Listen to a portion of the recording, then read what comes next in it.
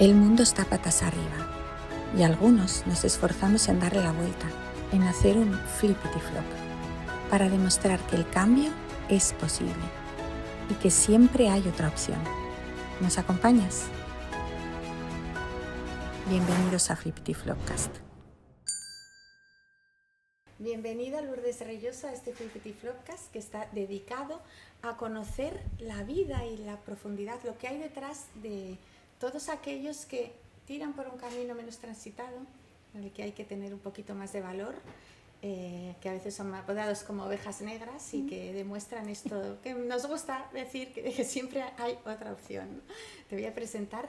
Lourdes Reyoso es psicóloga clínica, está especializada en sexología y también es autora de 2 libros y de varios cuentos, que luego nos contará cómo surgen, que ya tengo alguna información privilegiada. Bueno, bienvenida aquí a Madrid, que has pasado por Madrid unas horas y tenía muchas ganas de pillarte aquí infraganti. Tú además haces equinoterapia, eres adestradora de animales y vives en un entorno así muy idílico al que me habría gustado hacer la entrevista ahí, pero bueno, ha surgido en Madrid, ya se hará otra.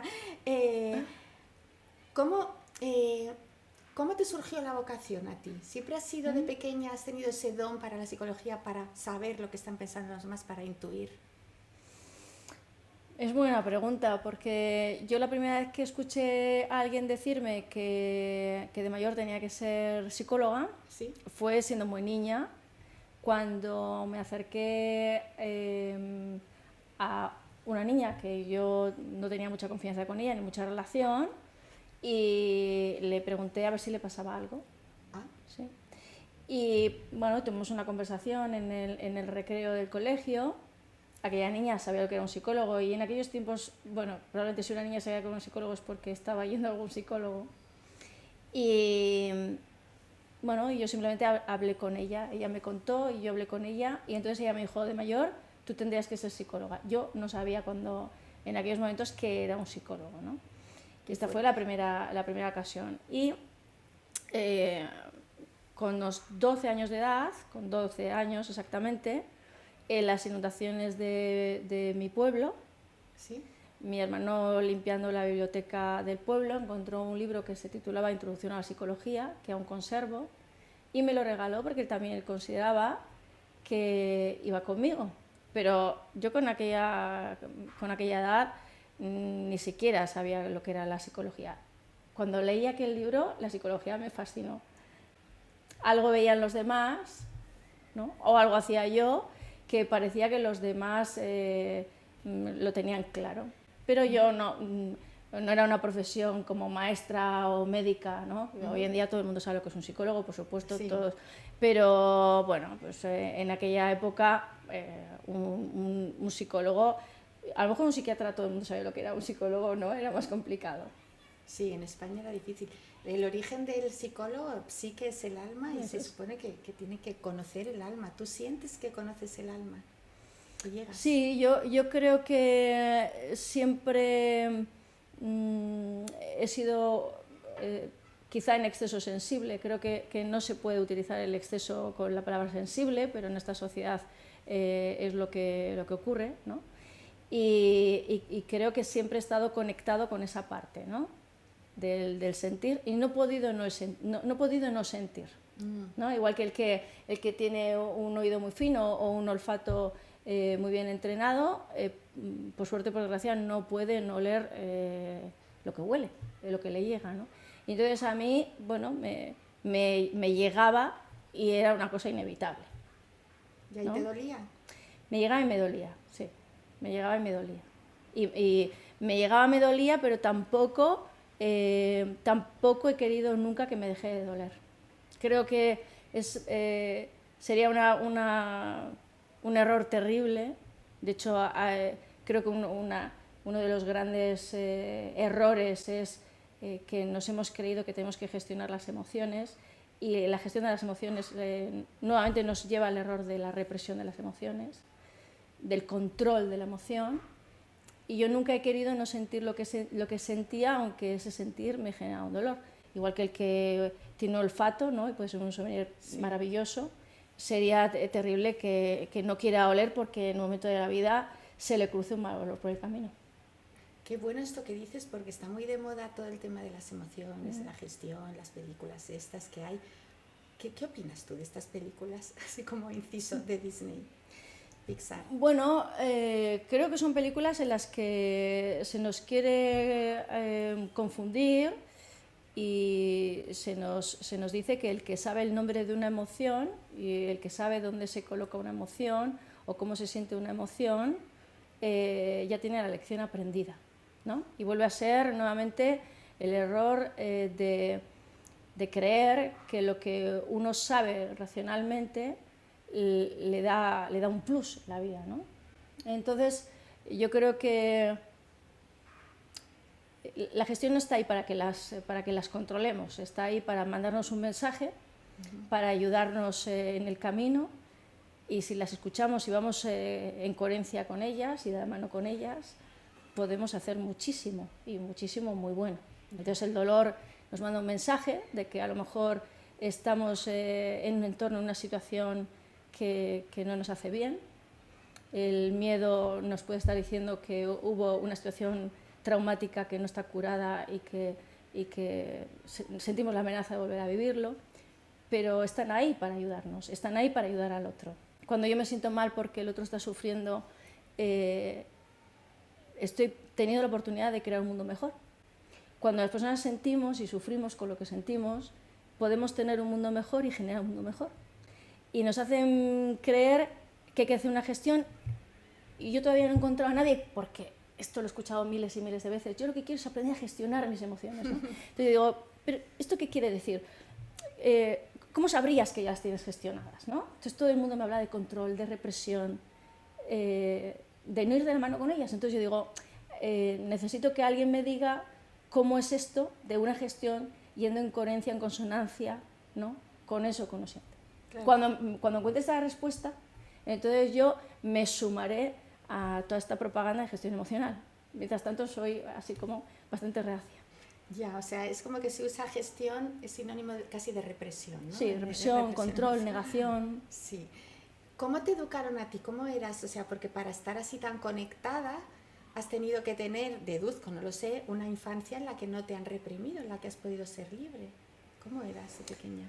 Bueno, yo creo que he tenido una vida en la que desde el nacimiento, a lo mejor el propio nacimiento no es muy común, porque yo nací en un caserío. Ajá. Mi tía me ató el ombligo. Wow. He vivido conectada con la naturaleza siempre. Claro. Educo a mi hija de esa misma manera, ¿no? En lugar del miedo de que te pueda pisar un animal, es que seas consciente que te puede pisar, pero siempre yo creo que la naturaleza hace que entiendas que claro que hay riesgos y que hay peligros, pero te entrena en una especie de estado de confianza, ¿no? De confianza en tu propia capacidad.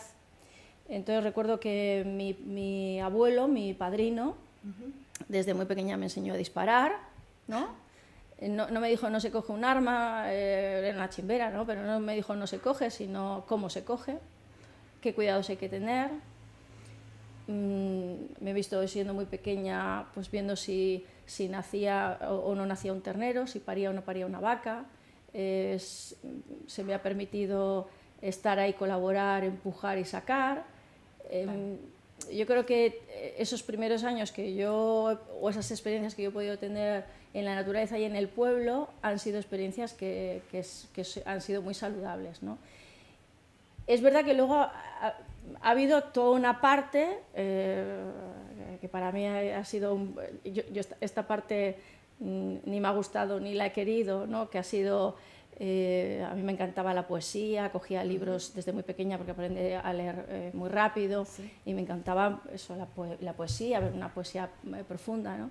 Y es verdad que cuando yo empecé a ir al colegio y se me decía lo que yo tenía que leer, lo que yo tenía que estudiar, yo ahí he sido muy rebelde, ¿no? Que no me gustaba la memoria, no me gustaba que me dijeran lo que yo tenía que leer, y probablemente he tenido la suerte de que mis padres han respetado esta rebeldía mía, porque he sido muy rebelde, aunque luego, bueno, hacía lo que tenía que hacer, pero expresaba que no le veía ningún tipo de sentido, ¿no? Claro, el problema es llamarle a eso rebeldía, ¿no? Es simplemente estar conectada con lo que tú querías. Efectivamente, efectivamente. Pero ellos, yo creo que lo bueno era que yo sentía que se me escuchaba, que se me entendía, ¿no? Claro. En tercero de psicología decidí que no iba a seguir yendo a clase, ¿no? Y bueno, lógicamente para mis padres el confiar en que no fuera a clase, además que tenía que tener unas determinadas notas, pues si no perdía la beca, ¿no? El hecho de que no me obligaran a ir, sino que entendieran que yo veía que ahí no había coherencia, ¿no? Que no me sentía bien, que prefería ir a la biblioteca, porque yo iba a la universidad, pero yo iba a la biblioteca, y yo leía, pero decidía qué leía, ¿no? Entonces yo en ese sentido sí me he sentido muy respetada porque he hecho las cosas a mi manera, ¿no? Y he tenido la suerte de que nadie me ha dicho por ahí no, ¿no? Y ha sido maravilloso porque he tenido la posibilidad de ser libre, de que me dejen ir decidiendo el camino, ¿no? Incluso cuando hice la carrera yo había hecho había decidido no ir a clase, es decir, no seguí estudiando con 14 años porque era una niña muy obsesiva, entonces si no tenía unas notas X, para mí era un drama. Entonces cuando me dijeron que seguía estudiando, dije no valgo para estudiar, no valgo porque emocionalmente me rompe esto a mí, ¿no? Entonces decidí hacer un ciclo de la REM, Reforma de Enseñanzas Medias, ¿Sí? Y cuando lo terminé y hice la selectividad, pues todos los profesores me decían que tenía que hacer económicas porque era lo que tenía que ver con lo que yo había estudiado, o empresariales. Y entonces yo, como había leído aquel libro de psicología, decidí que quería hacer psicología, que no tenía nada que ver con lo que había estudiado, pero que era lo que me apasionaba. Y ahí también mis padres confiaron, ¿no? Cuando aquello, si le hubieras preguntado a cualquier persona si uno que hiciera la carrera de psicología iba a tener trabajo, cualquiera te ha dicho, pero ¿qué trabajo? Sin embargo, ahí también me sentí respetada, ¿no? Todos los profesores me decían tienes que hacer económicas o empresariales porque vas a tener trabajo fijo. Claro. Es además lo que tiene que ver con lo que has estudiado. Cuando yo dije en casa que lo que yo quería era otra cosa, se me respetó. Es decir, que yo he tenido la suerte de ser respetada. Y eso yo creo que, por desgracia, muchísimos niños no lo tienen. Ya, ha hecho que no te desconectaras, ¿no? Quizás que estés Efectivamente. tan conectada. Sí, sí, sí. Más el vivir, ¿siempre has vivido en la naturaleza? No, me fui a un pueblo muchísimo más grande, porque yo en el que vivo hoy, que es donde yo nací, es un pueblo pequeñísimo en medio de un valle. Sí. Pero después me fui a una población de unos 20.000 habitantes, en Llodio.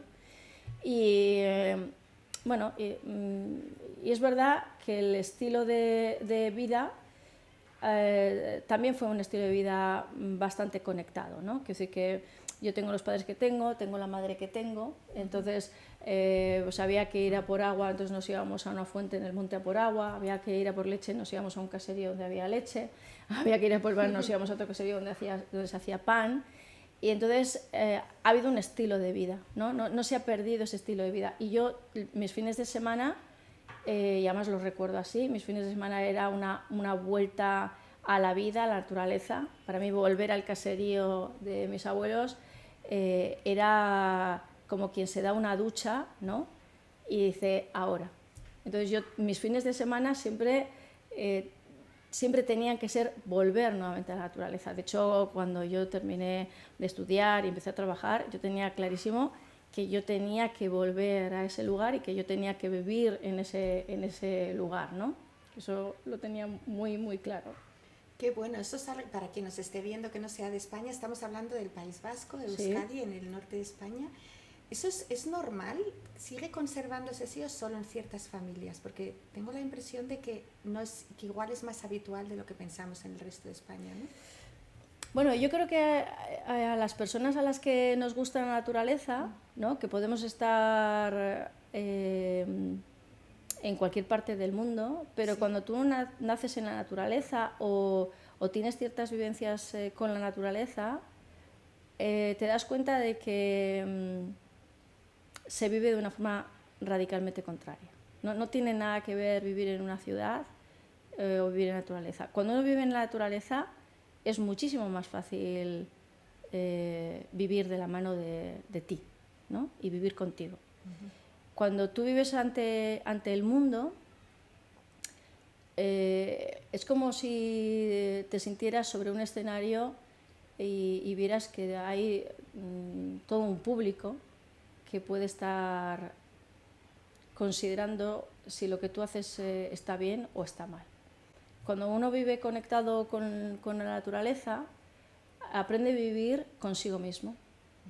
Y cuando sale al mundo, al estar más conectado contigo mismo, eres muchísimo más capaz de soportar la opinión del público. Entonces yo creo que somos animales de costumbres y creamos hábitos. De la misma manera que tú puedes crear el hábito de ducharte cada mañana o cada noche, también creas el hábito de estar conectado contigo o, por desgracia, creas el hábito de estar siempre conectado con los demás y desconectado de ti. Entonces la naturaleza es como si fuera una especie como de vía que te va creando un hábito saludable de estar contigo, ¿no? Cuando se habla de estar en el aquí, en el ahora, bueno, pues en la naturaleza es bastante complicado salirte del aquí y del ahora, ¿no? De hecho hay un síndrome que se llama el síndrome de déficit por naturaleza, ¿no? ¿Cómo? El síndrome de déficit de naturaleza. Vale, el que tenemos aquí. Sí, y que hace que las personas estén mucho más agitadas, más nerviosas, ¿no? Más estresadas, más en el pasado, en el futuro, en el pensamiento, en la parte racional. Y es verdad que en el momento en el que tú te colocas en la Tierra, ¿no? Hay en la Tierra una bacteria vacue que genera serotonina, ¿no? Por eso cuando una persona está en una huerta y dices, tiene 80 años y está en la huerta, ¿por qué está en la huerta? ¿Qué hace en la huerta? Pues porque la Tierra te ayuda en el equilibrio. Es una cosa objetiva. No es es que es algo que ocurre y que se da. Tú te colocas, ¿no? Me da igual cuando tú pisas descalzo en el suelo, que ahora está de moda, ¿no? Sí. Cuando tú abrazas a un árbol, que ahora está de moda, ¿no? Pero las personas que han vivido en naturaleza no lo han hecho porque hubiera una propaganda, ni una moda, ni una corriente. Lo han hecho porque lo que sentían les decía que eso les hacía bien, ¿no? Esto es como cuando comes algo y dices, cuando como esto me sienta fatal, cuando como esto me sienta muy bien. Y entonces el que ha vivido en naturaleza y ha tenido la oportunidad de vivir en naturaleza tiene esa experiencia que le dice que eso le da equilibrio, ¿no? Entonces es bastante complicado que alguien que lo ha tenido no tenga el discernimiento de saber que le conviene. Pero ¿tú cuándo descubriste? Porque teniendo eso, sin haber tenido la carencia, ¿cuándo fuiste consciente de que eso te hacía bien y quisiste dedicarte a la equinoterapia, a entrenar animales, a entender, ¿no? A profundizar más? Mira, yo cuando me fui a este lugar, que era muchísimo más grande, de 20.000 habitantes, yo recuerdo que le decía a mi madre que yo era como un pájaro en una jaula, porque en aquel sitio me costaba ver el verde. Ahora, cuando íbamos a por el agua, a la fuente en el monte, cuando íbamos al caserío por pan, y yo veía el verde y para mí aquello era terapéutico. Entonces, yo tenía clarísimo que la ausencia de verde, ¿no? A mí me afectaba y que el verde a mí me nutría. Por otra parte, yo he sido muy crítica con los diagnósticos psicológicos. Para mí los diagnósticos psicológicos son una etiqueta absolutamente limitante que condena a un ser humano. Soy muchísimo más crítica cuando el diagnóstico y la etiqueta se le coloca a un niño. Porque cuando un niño cree que tiene un problema, le generas un problema. Entonces, en el efecto Charcot, cuando a una persona tú le describes cualquier tipo de problema, cualquier tipo de patología, cualquier tipo de trastorno, le estás creando ese trastorno, mucho más si es un niño. Entonces yo tenía una máxima que era que yo no metía a un niño en una consulta. Llevo toda la vida haciendo terapia a los niños a través de los padres con unos resultados maravillosos. Yo siempre digo que yo cobro lo mismo, luego no hay un interés, y mi interés es que todo funcione rápido y bien, porque eso es mi propaganda. Entonces, los niños no entran aquí, pero cuando había que ayudar al niño que tuviera una experiencia emocional correctiva, que es esto que yo digo de si tú tienes una experiencia, tienes la oportunidad de saber que eso te conviene, que eso te hace bien, lo que yo hacía era darles la experiencia en la naturaleza con los animales, sin colocar ninguna etiqueta de que tuviera ningún problema, ¿no? Y ahí ocurre la magia. Un niño que no tiene ninguna conciencia de que tiene un problema y tiene la oportunidad de adquirir recursos, confianza, seguridad, rapidísimamente, sin tener que meterle en una consulta, gracias al caballo, gracias al perro, gracias a la naturaleza. Así que lo aprendiste así.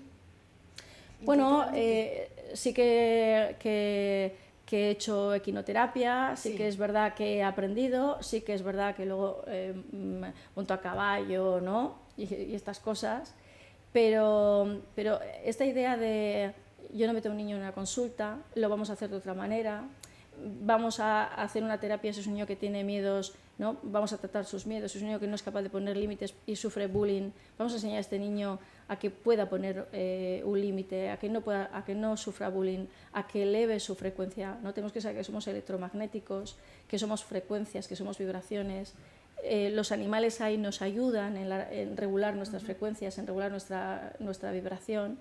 Entonces hay una terapia que te la hace la propia naturaleza, que te la hace el propio animal, y si tú sabes en qué situación tienes que poner a estas personas para que se enfrenten con sus limitaciones, van poco a poco, y no poco a poco, porque a veces es muy rápido, ¿no? Van cambiando limitaciones por recursos, ¿no? Incluso hay veces que en retiros que hacemos, no hace mucho, un músico profesional que estaba de baja y que no podía tocar porque no estaba bien, en un fin de semana, ¿no? Su mujer, cuando fue a casa, hizo el retiro, estuvimos, pero también estuvo con Ginebra, que es una yegua que tenemos en casa. Su mujer decía que su postura corporal había cambiado, que qué le había pasado ese fin de semana. Fue un fin de semana, ¿no? Wow. Entonces hay veces que tenemos como este prejuicio de que cuando hay un problema grave, la solución tiene que ser muy compleja. Eso solo es un prejuicio. Eso está muy metido, ¿eh? Y eso es un prejuicio. Sí. O que necesitamos muchísimas sesiones, o que tenemos que volver al pasado, o que tenemos que hablar de toda nuestra vida, de todas nuestras vivencias, lo que hicieron nuestros padres, ¿no? Y hay veces que esa creencia limitante hace que nos quedemos atrapados en terapias interminables. Y hay veces que no. Pero también es cierto, y tenemos que saber, que el dolor es adictivo. Entonces, como el dolor es adictivo... El dolor es adictivo, vaya frase. Sí, el dolor es adictivo.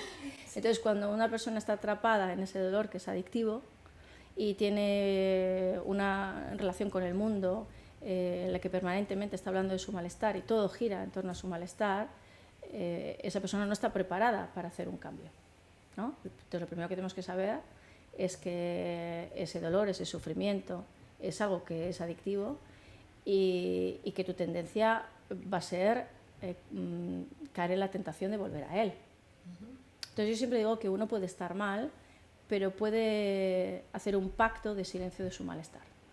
No estamos hablando de no cuentes un trauma, sino no cuentes toda la vida el mismo problema que ya has contado, ¿no? Yeah.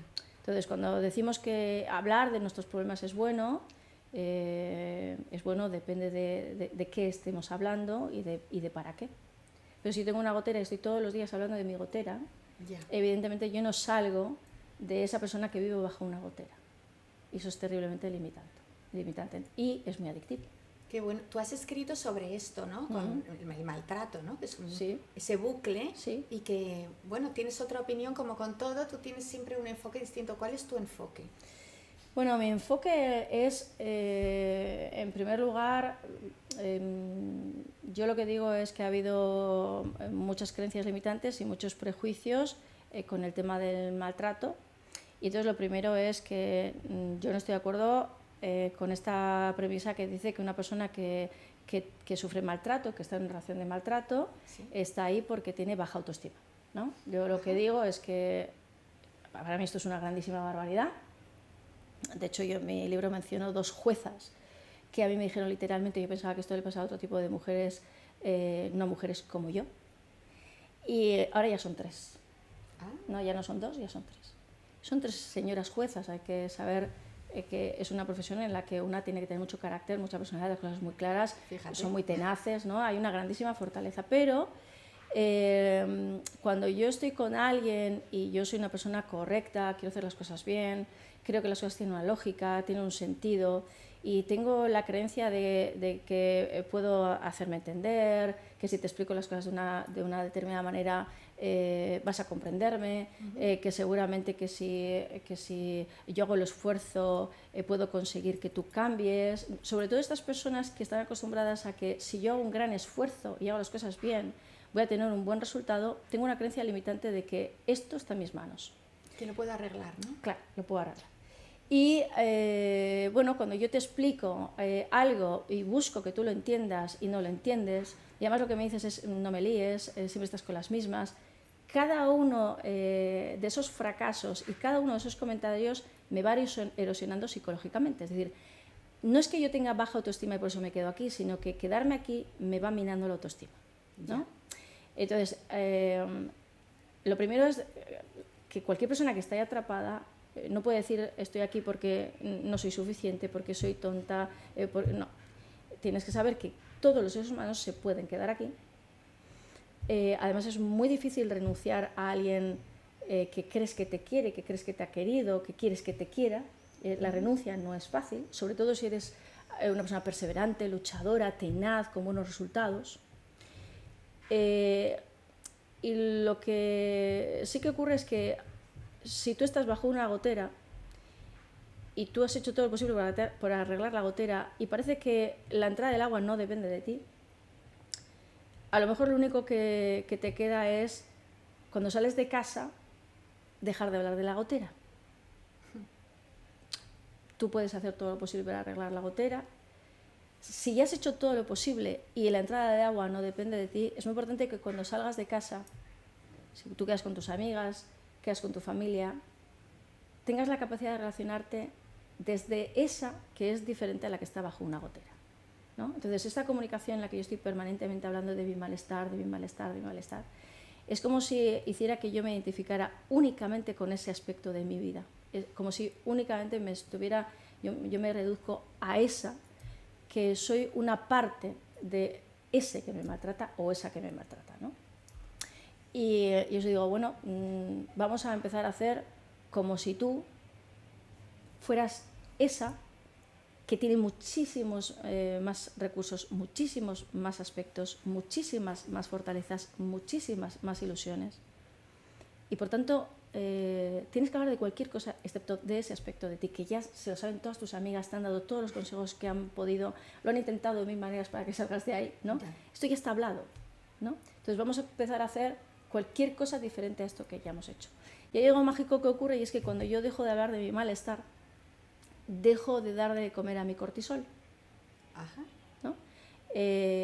Empiezo a sentirme por momentos feliz o por momentos contenta y empiezo a tener una experiencia de que parece que puedo ser feliz, ¿no? Existo más allá del problema. Entonces hay veces que lo primero que una persona tiene que saber que cuando yo me imagino más allá de mi problema, me siento más allá de mi problema, empiezo a salir del problema.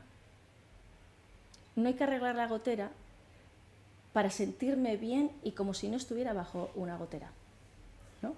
Y cuando ya me empiezo a sentir bien, como si no estuviera bajo una gotera, es muchísimo más fácil que deje de intentar arreglar esa gotera que no depende de mí, ¿no? Ahí empieza la renuncia, porque yo ya sé que soy esta que puedo ser feliz más allá del otro. ¿Y qué haces? ¿Te vas a otra casa? ¿Dejas ahí la gotera?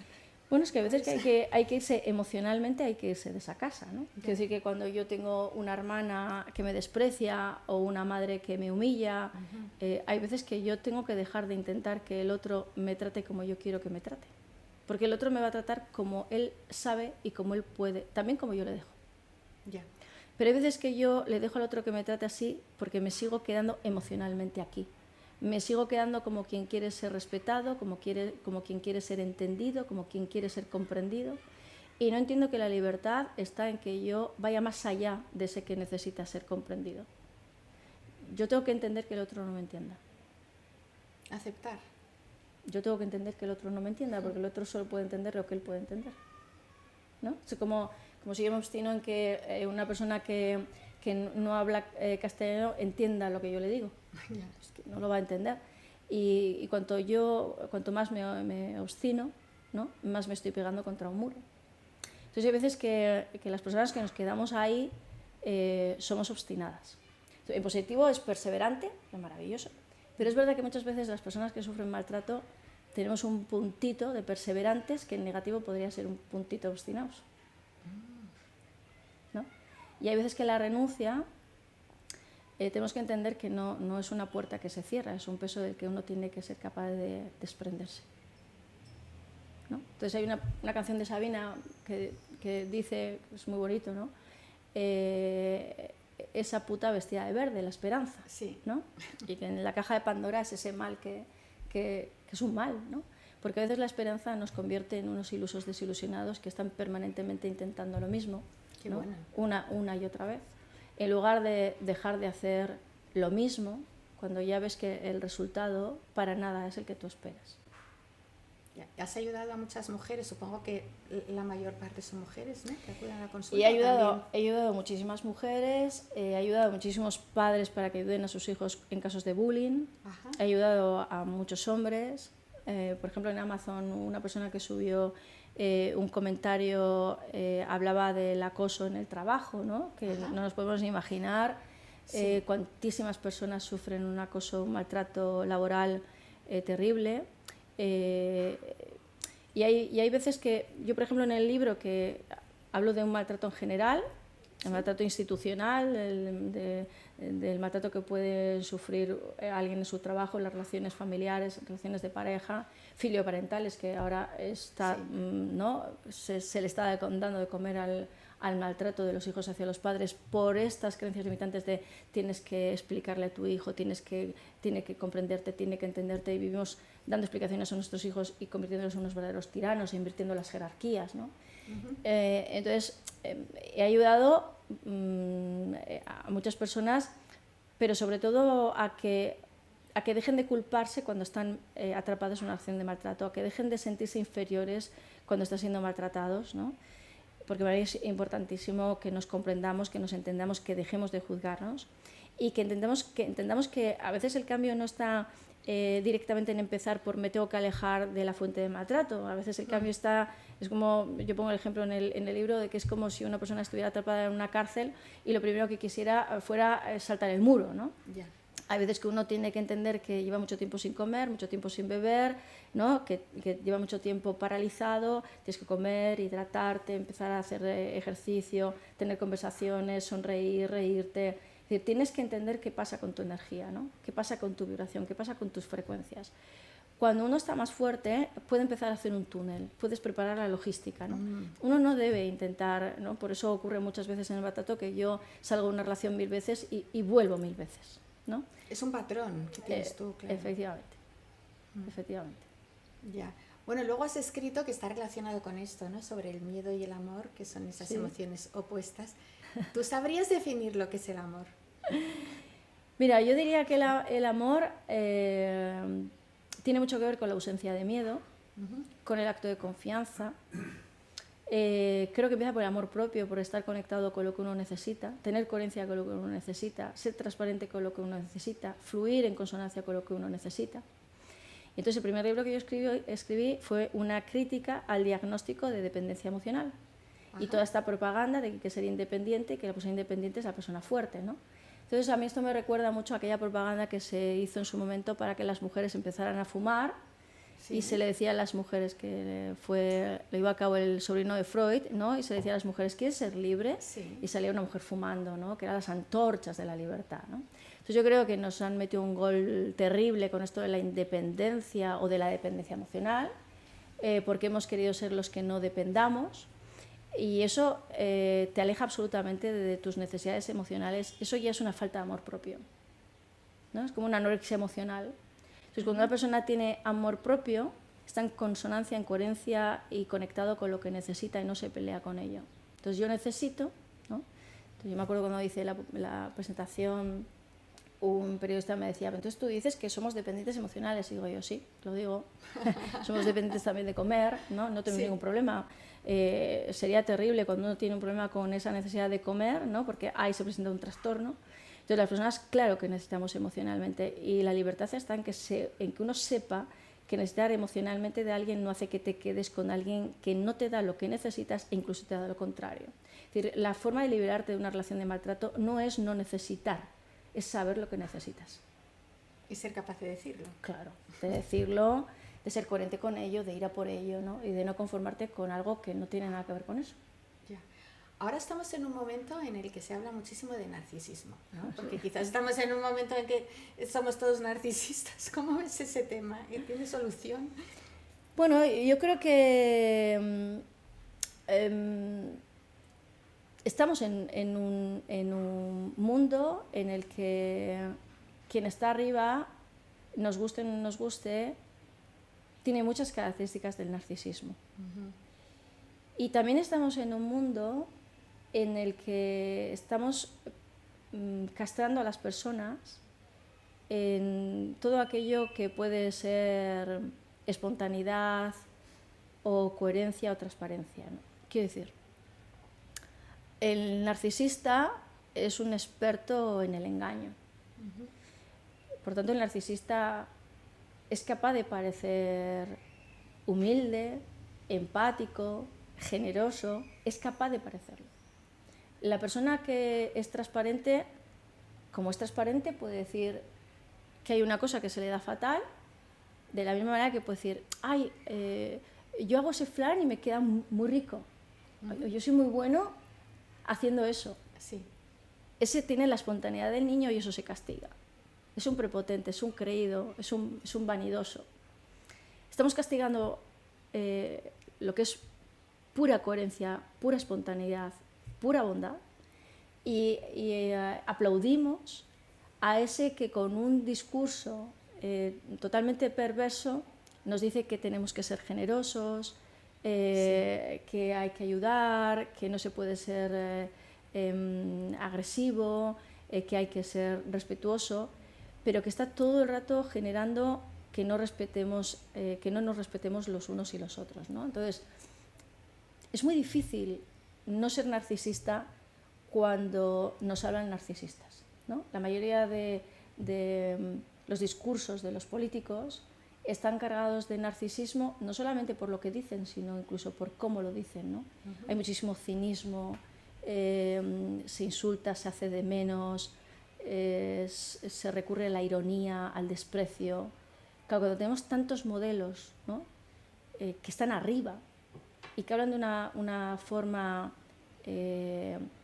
con esa prepotencia emocional, con ese maltrato ¿no? absolutamente justificado, es muy difícil, con esos modelos que además están ahí arriba, es muy difícil que no se propague el narcisismo.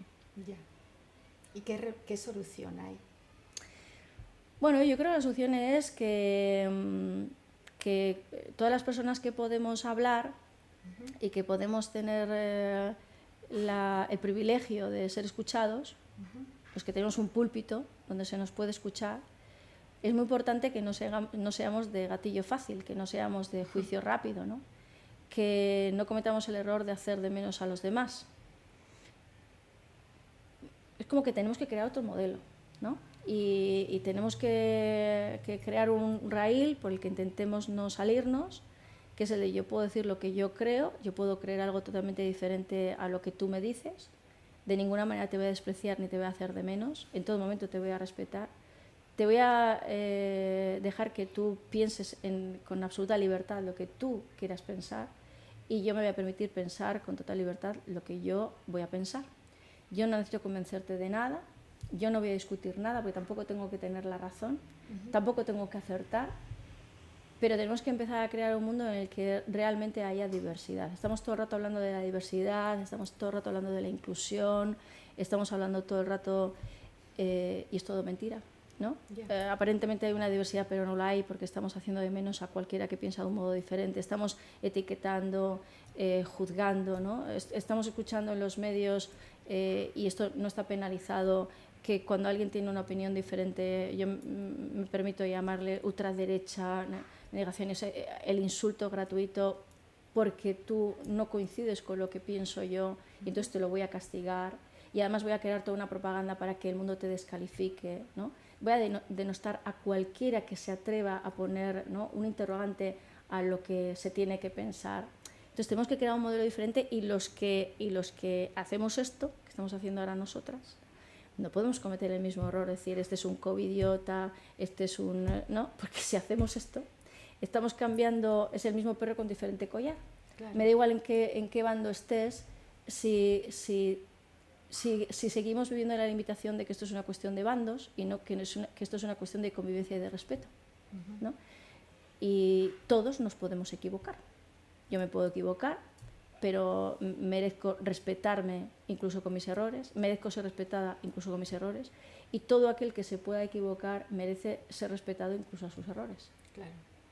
Bueno, eso es algo que ahora mismo no está sucediendo en ningún bando. Tú has sido una de las voces más críticas que han salido a partir de lo que pasó en 2020. No vamos a profundizar en eso, que para eso ya están los otros canales. Claro. Pero bueno, por si hay algún despistado que pase por aquí no lo sepa, estás bastante censurada y tienes tu propio altavoz, ¿no? Tú te has hecho tu propio canal, de vez en cuando eres crítica, te haces vídeos espontáneos así en Instagram cuando se nota que es que vayas en el coche y tengo que decir esto, ¿no? Tengo que decir esto con lo que ha pasado.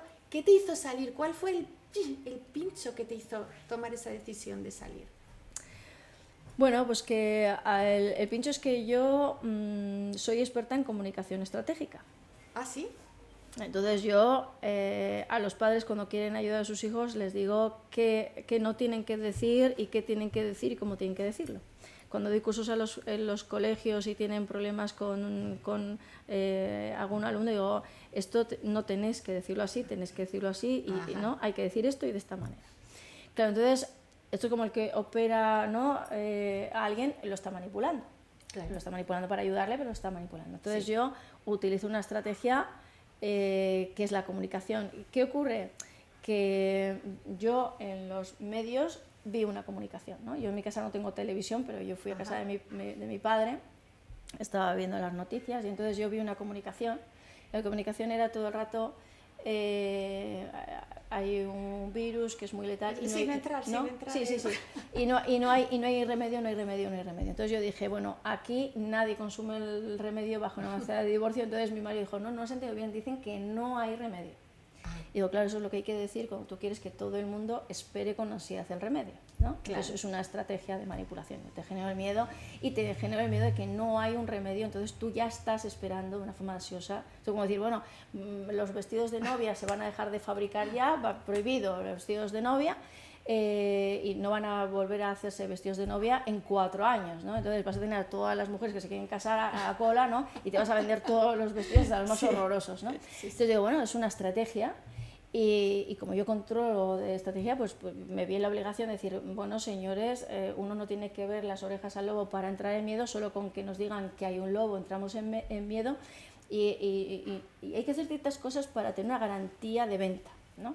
Entonces yo hablé de eso que se tiene que hacer para tener una garantía de venta, y luego hablé de cómo se crea una psicosis colectiva, de cómo se mina la mente de un ser humano, de cuáles son los pasos de un maltrato para erosionar al ser humano, ¿no? Entonces yo te aíslo, hay una comunicación que solo te la doy yo, cualquiera que te dé otra comunicación, esas son las guarras de tus amigas o los asquerosos de tus amigos. Todo aquel que te dé otra comunicación que no es la mía, ya, ¿no? Yo le voy a colocar en una situación, pues bueno, muy concreta. Entonces lo vivimos exactamente lo que vive cualquier persona que sufre un maltrato atroz, y lo vivimos paso por paso. Entonces yo simplemente fui comunicando porque tenía que comunicar, porque tenía que hacer algo al respecto, porque había una amenaza que yo veía. Entonces yo puse esta analogía, es como ver el tren y todo el mundo está en la vía y yo digo, los van a atropellar. Entonces era como, bueno, salir de ahí de la vía, no, porque viene el tren. Sí. Y lo que hizo que yo empezara, porque yo siempre he sido eso, yo me voy a montar a caballo, estoy ahí en la naturaleza, yo he sido anti-pantallas y anti-redes, entonces fue un poco, pues me toca. Entonces fue un poco, me toca, nunca lo he hecho ni por likes, ni he visto si gusta, si no gusta, si se reproduce, si no se reproduce, porque tampoco me importaba, ¿no? Una necesidad, ¿no? Era una necesidad. Bueno, a mí me gustaría mucho que compartieras, si quieres, cómo tú tuviste una especie de señal, ¿no? Antes de todo esto. Sí, una señal. Sí, Sí, porque puede parecer un poco... Pero bueno, yo estaba haciendo una consulta online sí. y en el momento en el que la estaba haciendo, un pájaro estaba en una habitación que tiene una terraza a un lado y que tiene un balcón en el otro, entonces yo estaba así como en la esquina. Y entonces en la terraza, la barandilla de la terraza, se acercó un pájaro muy llamativo y se apoyó en la barandilla y se quedó mirándome. Entonces yo no me podía concentrar, primero porque era muy llamativo y porque se quedaba ahí quieto. Entonces yo estaba trabajando y a la persona con la que estaba trabajando, que tengo confianza con ella, yo le dije, es que no, de verdad, tienes que ver este pájaro, porque yo como lo vi tan, parecía un pájaro tropical, digo, se le ha tenido que escapar a algún vecino ha comprado un pájaro y se le ha escapado. Sí. Y entonces yo quise que lo viera, ¿no? Pero se voló. Y yo seguí la consulta y volvió y se apoyó en este balcón, se apoyó en la barandilla. ¿No? Entonces yo luego tuve que ver qué pájaro era este y vi en una enciclopedia que era una albubilla, que, bueno, que yo le digo al mundo que lo busquen, ¿no? Para que vean hasta qué punto es llamativo. Viendo ahora mismo, sí, ¿no? Hablas. ¿Sí? Sí, Entonces, claro, es muy llamativo. Yo no lo había visto jamás en mi vida y la verdad es que pensaba que tenía que ser algo que se le había escapado a alguien de alguna jaula, ¿no? Entonces yo bajé a casa de mis padres y entonces le pregunté a mi padre, porque ahí en la enciclopedia ponía que también la llamaban ave de campo, y entonces le dije, ¿alguna vez has visto por aquí, por el pueblo, una ave de campo? Y entonces me dijo, no, pero cuando iba a Burgos, que íbamos a cazar, sí que había aves de campo, ¿no? Pero por ahí no la habían visto. Y mi madre entonces que me escuchó me dice, ay, la albubilla, eso sale en la Biblia, es como, manda un mensaje, ¿no? Manda un mensaje. Y luego mirando, claro, ¿dónde miramos? Pues todos miramos ahí como en internet, sí que tiene como varios significados, un poco como esa inteligencia como emocional, trascendente, que puedes ver cosas que pueden estar ocultas, que puedes no caer en ciertas trampas, que puedes ver lo que otros no ven y puedes mandar el mensaje porque no hay miedo para dar el mensaje, ¿no? Y después con el tiempo, pues que es verdad que yo he tenido periodistas, ¿no? Pues una periodista de Uruguay, dos de Argentina, si no me equivoco, uno de Miami, en El País también Beata Legón, ¿no? Cuando te hacen entrevistas te das cuenta de que, bueno, que aquello, ¿no? Aquello que decía mi madre que era una señal, sí. Bueno, pues es verdad que yo cumplí ese papel de, bueno, la información que yo puedo dar, ¿no? Me toca, estoy en esa situación en la que me toca dar la información. Ahora, que yo creo que ya muchísimas más personas dan la información, ¿no? Yo siempre, una frase que dije es que el miedo es contagioso, pero el coraje también, y era importantísimo que tuviéramos el coraje de hablar, ¿no? Sí. Yo creo que ahora ya hay menos miedo a hablar, hay más personas que hablan. Hay veces que yo puedo ver una trampa y digo, otra trampa más, y entonces tengo que decirlo. Hay ciertas cosas que todavía me preocupan mucho y me provocan mucho, y que entonces digo, por aquí hay que hacer todavía mucho trabajo, pero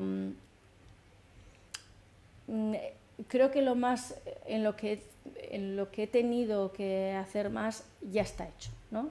Ya. El mensaje ya está dado. Creo que el que estaba preparado para verlo ya lo ve, y creo que hasta que no le llega el momento a las personas para ver lo que tienen que ver, da igual cuánto hablemos, que hay que dar la oportunidad, porque el coraje es contagioso, hay que dar la oportunidad a esos que están preparados para ver, de que puedan ver, ¿no?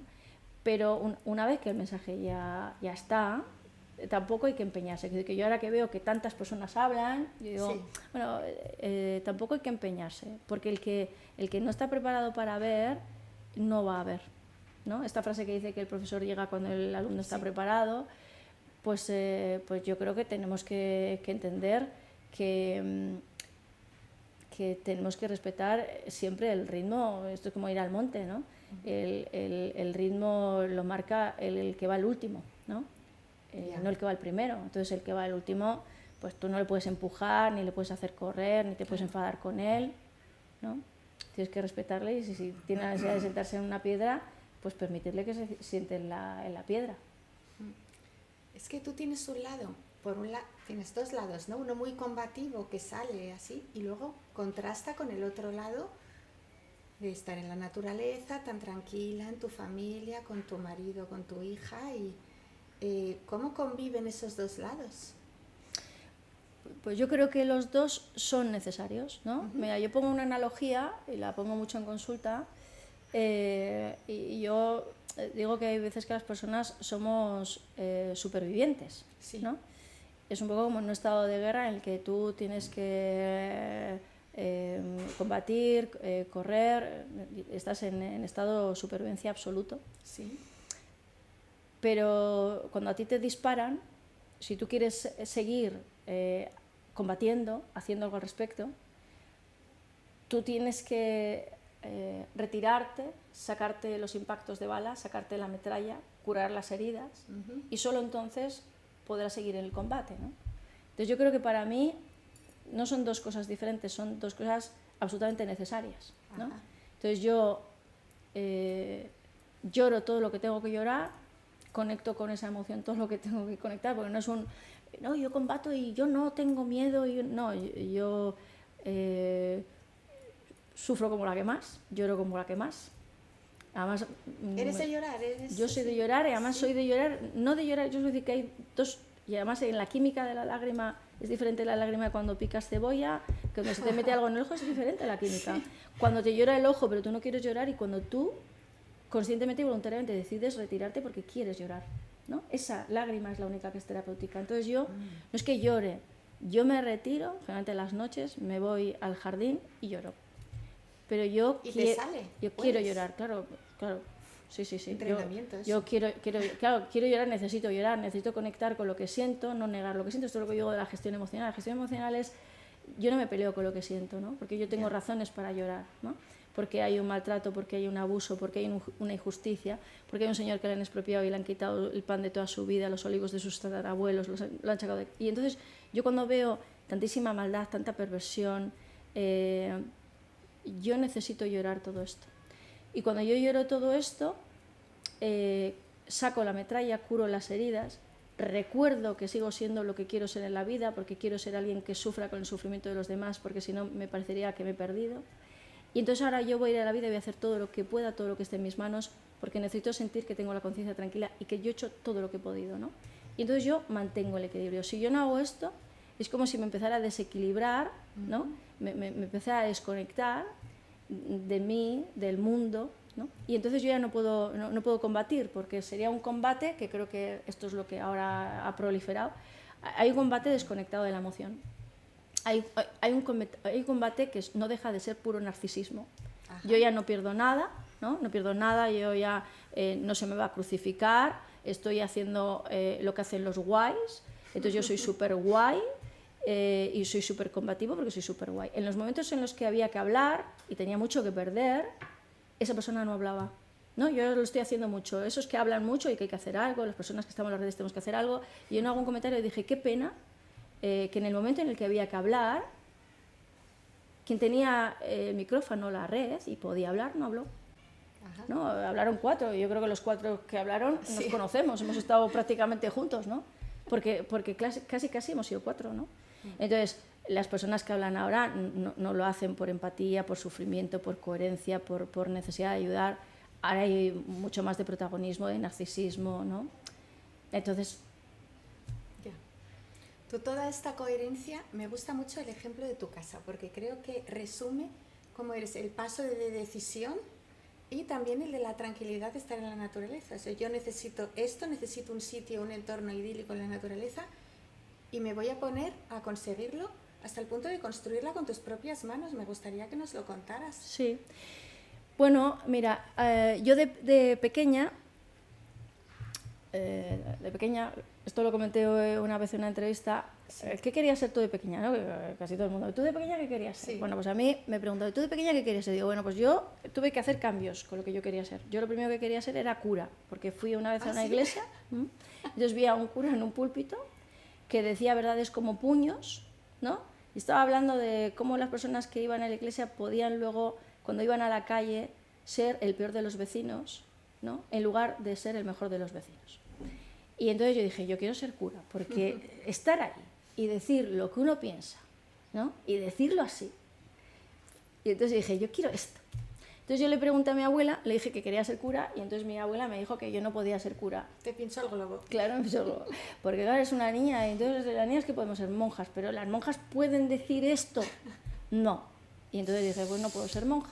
Entonces lo siguiente, viendo una película del oeste que vi un indio, lo tengo grabado, que saltaba encima de un caballo y iba a galope por una pradera, y dije, quiero ser indio. Quiero ser indio, entonces jugando con los vaqueros aquellos de plásticos y los indios, y yo le dije a mi hermano, pues yo de mayor quiero ser indio. Entonces mi hermano también me pinchó el globo y me dijo, pues no, porque tú eres una chica y las indias no montan a caballo. Entonces me empecé a fijar en todas las películas y vi que las indias estaban, claro, siempre pie a tierra, no montaban a caballo. Claro. Entonces no, pues ser india. Entonces, bueno, por fin vi a Heidi, que estaba ahí con sus ovejitas. Te imaginaba yo muy Heidi. Sí, y bueno, aquella ya me aseguré que tenía falda. Digo, esta es niña. Bueno, pues de mayor voy a ser pues como Heidi. Heidi, pues bueno, pues estar en contacto con la naturaleza. Entonces yo tenía muy claro que yo quería vivir así, ¿no? Desde muy pequeña esto lo tenía muy claro. Por eso suelo decir yo a veces de broma que ahora que doy charlas o cursos o conferencias soy un poco cura, Ya. ¿no? Vivo en coherencia con lo que yo pienso y lo digo en el púlpito, aunque me partan la cara, y esa parte la sigo teniendo. Monto a caballo, que me gusta mucho, y hago crioterapia, esta parte del caballo está, y veo la naturaleza y esa parte está, que he hecho como la triple personalidad. Qué ¿no? bueno, lo has conseguido todo. Sí, lo he conseguido. Y me di cuenta yo después con el tiempo, digo, mira, pues esto al final lo he conseguido. Entonces, yo siempre decía, bueno, pues yo quiero vivir ahí, ¿no? Entonces, en un sitio pues del pueblo donde yo nací, que pues bueno, es una campa, un prado de mi padre, que a mí me gustaba, porque es un alto, tienes vistas del valle, y que da mucha calma, mucha tranquilidad, genera muy buena energía. Pues yo dije, yo si un día me hiciera una casa, pues me la haría aquí, ¿no? Y además estaba sentada con mi hermano ahí en el prado, y me dijo él, sí, la verdad es que quedaría muy bien ahí detrás, ¿no? Digo, sí, quedaría muy bien. Bueno, y entonces yo le dije a mi padre que si me dejaba una herencia, que no me la dejara, que me dejara en vida, ¿no? Y entonces pues empezamos, todo el dinero que tenía y algo que me dejó mi padre, hicimos una estructura, pero luego Aitor y yo, que además nos conocimos porque él iba a un estudio de arquitectura y yo quería hacerme una casa, y nos conocimos así, Ah, sí. ¿no? Entonces él terminó no solamente haciendo los planos o los dibujos, ¿no? De la casa, terminó poniendo los ladrillos de la casa. Entonces tenemos una imagen muy bonita, porque éramos dos críos, ¿no? ¿Qué edad teníais ahí? Bueno, no éramos tan críos, pero ahora con la edad que tengo yo éramos Sí, muy críos. Pues yo tendría unos 25 años, él es más jovencito que yo, ¿no? ¿Ah, sí? Yo tenía 26 y él tenía 24. Y yo recuerdo ahí, pues yo mojando los ladrillos para que pudiéramos moverlos mejor, porque no sabíamos hacer nada, y poniendo la masa en los ladrillos, y los iba plegando, ¿no? No teníamos ni siquiera una hormigonera, ¿no? A todo el mundo que viene a casa decimos, mira, aquí exactamente era donde hacíamos las masas, ¿no? Aquí hacíamos las masas, y luego ya, pues sí, cogimos una hormigonera y demás, pero fue esto es lo que queremos, pues venga, pues vamos a por ello, ¿no? Y ahí está. Y ahí está, sí. Y se llama, tiene un nombre muy bonito que no sé decir en vasco, pero que Sí. significa la casa de las luciérnagas. Sí, la casa de la luciérnaga, porque es una casa que de noche se ven tienen cristaleras, entonces se ve la luz, y lo llamamos así porque en el pueblo el único sitio donde veíamos luciérnagas era allí, y uno de los miedos que yo tenía era terminar con el espacio y el lugar de las luciérnagas, ¿no? A mí me gustan mucho las luciérnagas, y bueno, y hoy en día es un sitio donde hay luciérnagas, no hay más de las que antes había. Dicen que la luciérnaga elige un lugar sano, igual que las libélulas, que siempre tenemos allí también libélulas. Y Y entonces se llama la casa de la luciérnaga por eso, ¿no? Porque había luciérnagas y porque es una casa que al anochecer recuerda una luciérnaga. Qué bonito. ¿Cómo se dice en vascuence, en euskera? Se llama Epetargi Etxea. Epetargi es un poco como luz en el culete, ¿no? ¿Qué es lo que tienen las luciérnagas? Sí, señor. Epetargi Etxea, la casa de la luciérnaga. Epetargi Etxea. Qué bueno. ¿Tú te sientes realizada ahora mismo con todo? Porque das como esa impresión de armonía, de Chan. Bueno, yo es que creo que aunque haya cosas que no estén como yo quiero, que no estén todavía, yo me quedo, y repito mucho esa frase de Ana Frank de que una conciencia tranquila es una fortaleza. Porque yo sé que he hecho todo lo posible y que haré todo lo posible, ¿no? Entonces, aunque no esté todo hecho, y aunque no esté todo en su sitio, y aunque no esté todo bien, yo sé que yo no he podido hacer más y no podré hacer más, ¿no? Entonces, yo suelo poner el ejemplo de que yo la nota creo que la tenemos antes del examen. Cuando tú has hecho todo lo que has podido, tienes un 10. Claro. Igual en el examen sacas un 0, pero tú ya sabes que has hecho lo que has podido, ¿no? Entonces tienes un 10. Yo creo que cuando las personas ven en mí que hay como ese, pues tú qué tranquila estás, o tú qué convencida estás, o tú qué...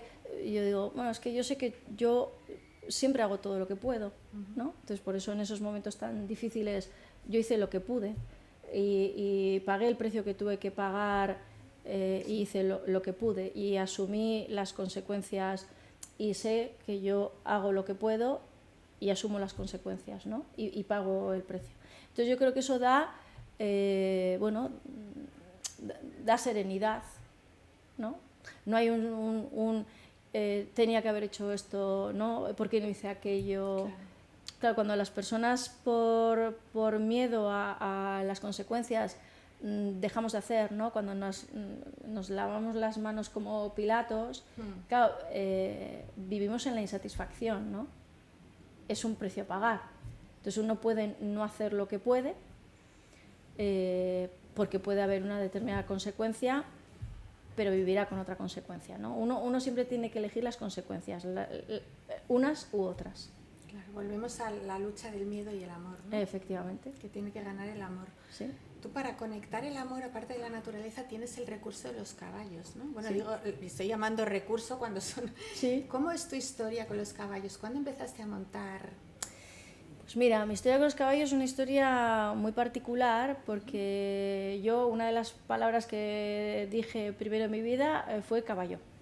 Mi abuelo había tenido caballos, mi madre de hecho montaba a caballo maravillosamente bien, y cuando yo dije caballo, mi abuelo dijo, pues el abuelo te va a comprar un caballo, ¿no? Entonces mi abuela dijo, os vais, la nieta, el caballo y el abuelo, os vais de casa. ¿Ah, sí? Entonces, lógicamente no me compré un caballo, pero en definitiva empecé muy tarde a hacer una cosa que me apasionaba, ¿no? Ya. Fíjate que era esta que había visto al indio ahí montar a caballo y a galope tendido, Sí. y yo esto lo empecé a hacer pues ya de mayor.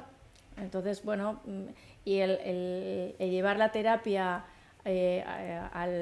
¿no? Utilizar el caballo, la naturaleza como terapia, es primero porque tienes la experiencia de que es algo terapéutico, porque la experiencia nos enseña. Entonces, yo creo que yo había leído sobre las capacidades que puede tener la naturaleza o el caballo sanadoras, ¿Sí? pero pienso que el hecho de haber vivido en la naturaleza y rodeada de animales a mí ya me había hecho sentir, ¿no? Hacía muchísimo antes, que daba equilibrio.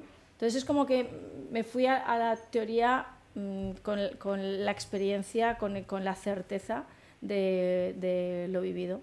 Y como tenía clarísimo que los niños no podían entrar a un despacho y no podían tener una etiqueta, ¿no?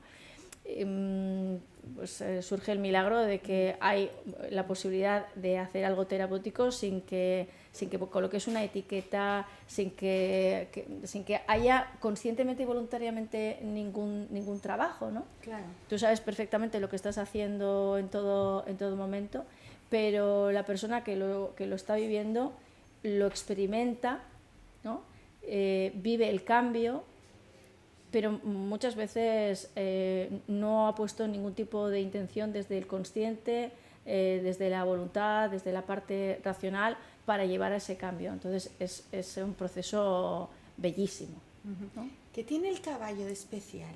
Y además tú tienes una identificación, porque si ya querías ser indio, a caballo, ¿no? ¿Qué tiene? Sí, veo el caballo tiene muchas cosas especiales, ¿no? Si nos fuéramos al mundo de la quinoterapia hablaríamos de la frecuencia cardíaca, de que es capaz de regular nuestras frecuencias, etcétera. Pero yo me voy a algo mucho más simple, y es que el caballo funciona como presa, ¿sí? Siendo terriblemente poderoso. Y creo que ese ser presa y tener tantísimo poder, tantísima fuerza, le hace ser un animal con una sensibilidad muy especial, ¿no? Entonces, cuando tú tienes a un caballo, un buen caballo de terapia, porque no cualquier caballo es el mismo caballo, lógicamente, ¿no? Los caballos de terapia se tienen que elegir, ¿sí? Por lo que han vivido, cómo son, ¿no? Tienen su personalidad, tienen sus fortalezas. Entonces, tú lo que ves es que tiene una capacidad de vincularse, de transmitirse, de pedir. Esto lo tienen los animales, ¿no? Pero te envían un mensaje. Yo puedo ser terriblemente poderoso, pero dentro de mi poder está la capacidad de saber que yo necesito contacto, busco vínculo, ¿no? A las personas se nos ha hecho creer que la fortaleza está en el no necesitar nada de nadie, y esta es una de las mayores atrocidades y mayores debilidades que tiene hoy en día el ser humano, ¿no? Creer que tenemos que poder solos, tener la prepotencia de creer que podemos solos, en lugar de entender que la fortaleza está en que nos necesitamos y que somos mucho más fuertes cuando sabemos que nos necesitamos, ¿no?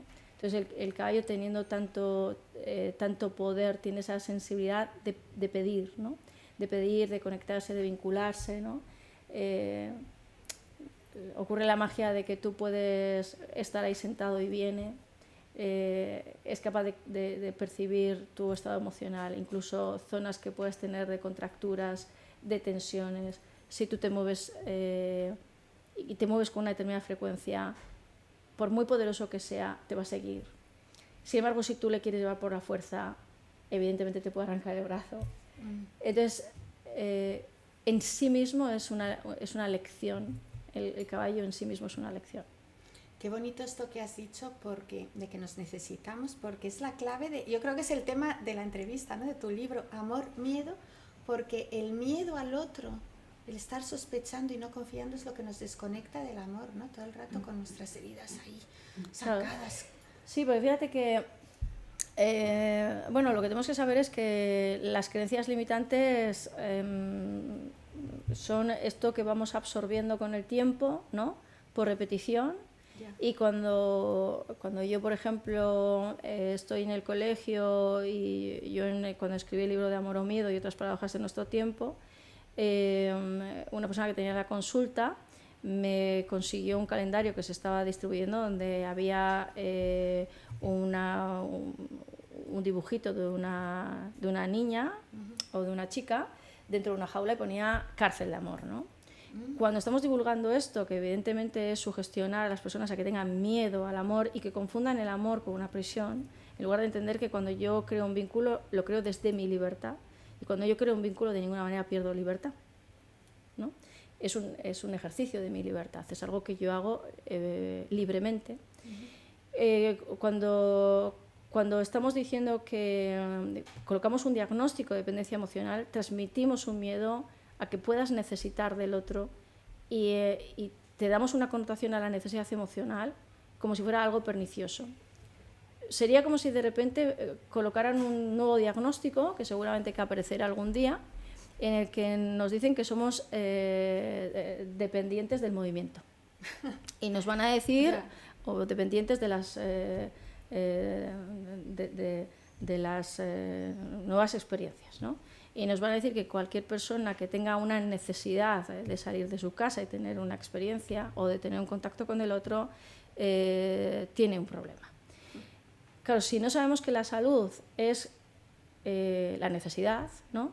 Que mi necesidad de comer es algo saludable, mi necesidad de conectar con el otro, de vincularme con el otro, de amar y sentirme amado es algo totalmente equilibrante. Si esto no lo tenemos muy claro, estamos cayendo en el engaño de creer que debería no necesitar, debería poder solo, y que esto sería un síntoma de fortaleza, ¿no? De hecho, tenemos la situación paradójica de que hay personas que viajan y viajan solos, y cuando tú le dices qué es lo que hace que viajes solo, y puede haber razones por las que tú quieras viajar solo, por supuesto, sí, pero la respuesta muchas veces es que uno se quiere demostrar que puede solo. Fíjate qué cosa más terrible, que sería como, me tengo que demostrar que puedo comerme 20 huevos, ¿no? Me tengo que demostrar que puedo estar a 5 grados bajo cero.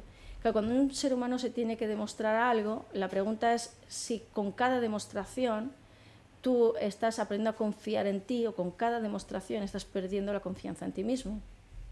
Entonces estamos en el mundo en el que yo creo que tengo que ser quien no necesite, estamos totalmente necesitando demostraciones de que podemos solos, y eso no hace otra cosa que autoengañarnos y estar permanentemente en conflicto con aquello que realmente somos, ¿no? Entonces los animales que no tienen estas peleas, pues cuando te ven, pues van donde ti, se rozan contigo, mueven la cola, los caballos vienen, se acercan, te mordisquean, ¿no? Porque tienen las agallas, la valentía, la coherencia que tiene la naturaleza de esto es lo que yo necesito, y yo vivo en armonía con mis necesidades, no en conflicto, ¿no? Claro. Pero el ego vive permanentemente cumpliendo esa expectativa de tengo que poder solo, no necesitar nada de nadie. Y aquí, ¿qué es lo que hay? Aquí es el miedo, ¿no?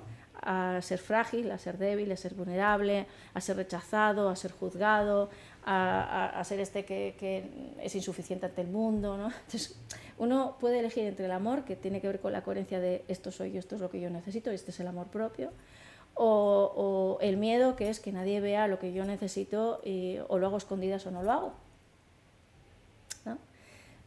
Y esto uno lo tiene que hacer pues de cara, ¿no? De cara al mundo. Y a lo mejor el mundo dice, pues eres un dependiente emocional. Pues lo soy. Pues vale. Pues lo soy, y yo suelo decir, bueno, es que yo creo que no hay nadie que no lo sea. Lo que pasa es que tú puedes ser el que necesites comer y lo vivas con conflicto, o el que necesites comer y comas, ¿no? Entonces uno puede ser el que dependa emocionalmente y lo viva en coherencia, o el que lo viva en conflicto. Claro, y esto se confunde muchas veces con te quedas atrapado en una relación nociva. No, cuando yo necesito algo emocionalmente, el caballo no se acerca a ese que le pega, el caballo se acerca y sigue a ese que le aporta en positivo. Y aquel que le pega, lógicamente, o le da un acoso o se aleja, ¿no? Entonces, esa necesidad que yo tengo de vincularme, que es lo que puede tener un ser en equilibrio, no hace que me acerque a quien me pega. No hace que yo le dé algo positivo a quien me pega. No, porque el instinto agresivo, que se confunde mucho con la violencia, es el instinto de defensa que hace que yo me aleje, o me proteja, o me defienda de quien es violento conmigo, ¿no? Entonces, por un lado nos están diciendo que tenemos que poder solos, que no tenemos que necesitar nada de nadie, que no podemos tener un instinto agresivo, y entonces nos hace pusilánimes y nos desprotege ante lo violento. Es como una contradicción, ¿no? Porque sí, están legitimando al violento, al que nos rompe la paz, al que nos humilla, al que nos juzga, nos critica, nos hace de menos, que ese es el violento. Y a ese que únicamente puede tener el instinto de defensa de decir no te lo permito, basta ya, ¿no? Se eleva un poco la voz y se enfada, entonces este es el que no gestiona las emociones bien, y este es el malo, ¿no? Cuando esto es un instinto maravilloso de defensa personal, donde yo pongo un límite, pero nos están haciendo creer que ese que pone un límite y lo hace con vehemencia, ese es el desequilibrado que debería gestionar sus emociones mejor, ¿no? Entonces estamos como en una sociedad muy cínica, ¿no? Donde se está legitimando lo que realmente es violento, ¿no? Que se hace desde el narcisismo, que se hace de una forma muy civilina, y aquel que puede tener la vehemencia de no tolerar lo violento, a este se le censura, ¿no?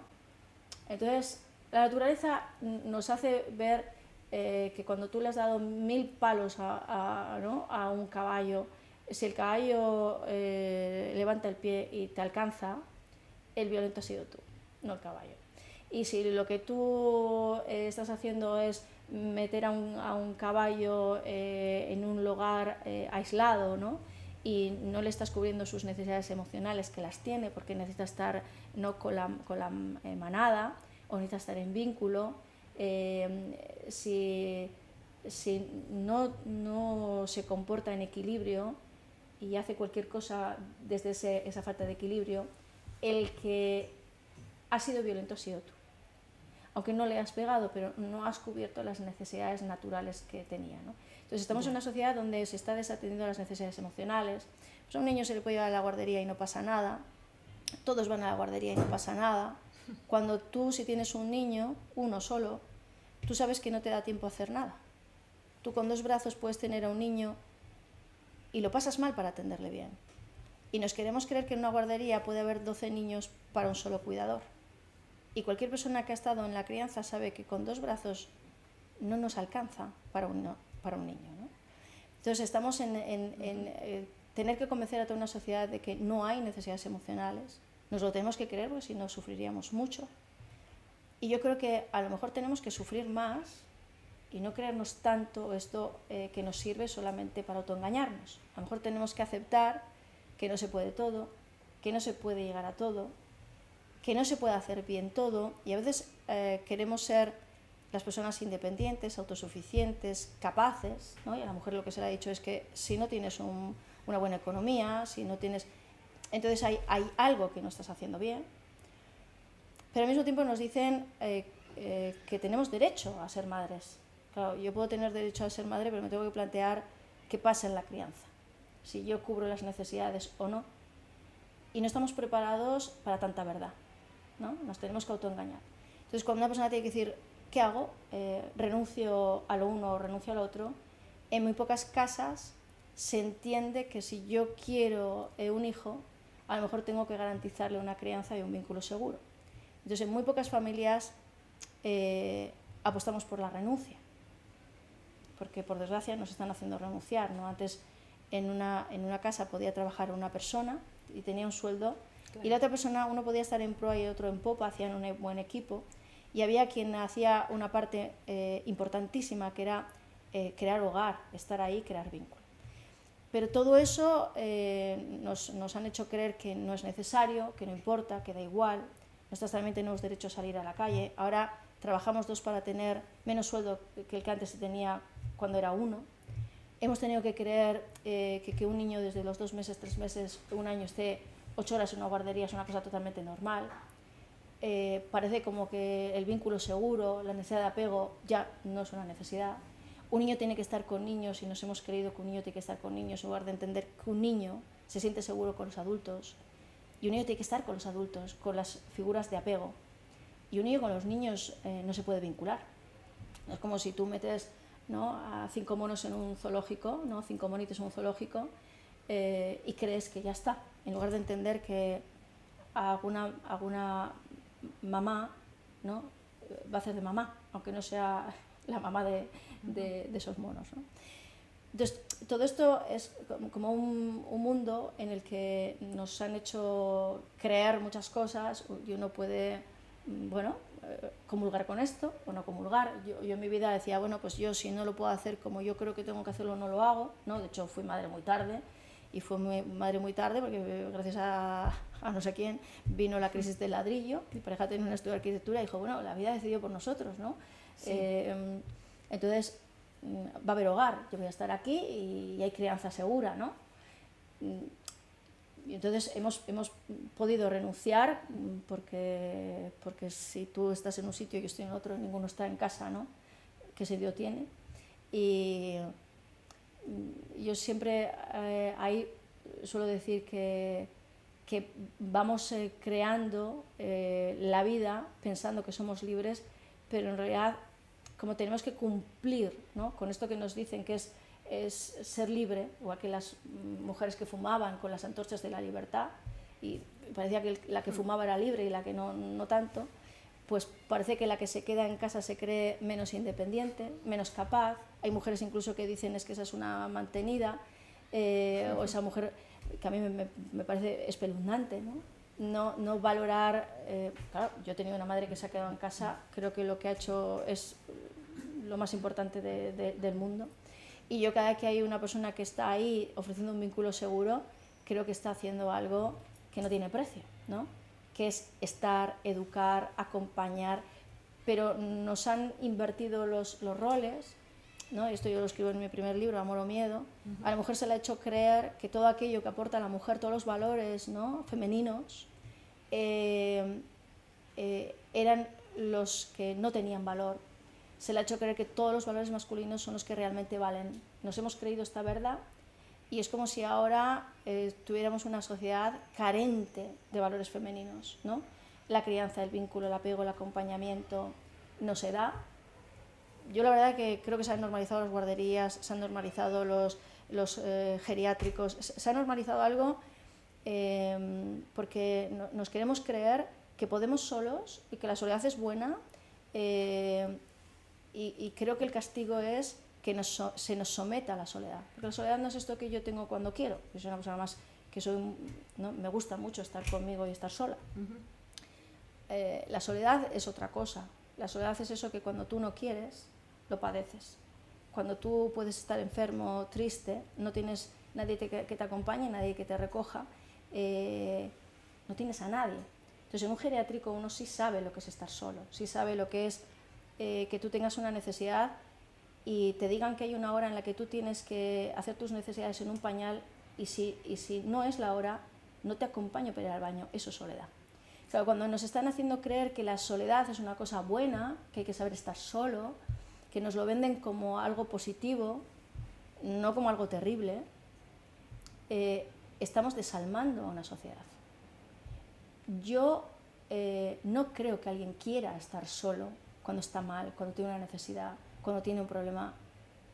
Y cuando yo tengo un problema, para llorar me voy a llorar en soledad, porque no quiero un hombre que me diga estate tranquila, no pasa nada, porque yo sí sé lo que pasa y quiero llorar por lo que pasa.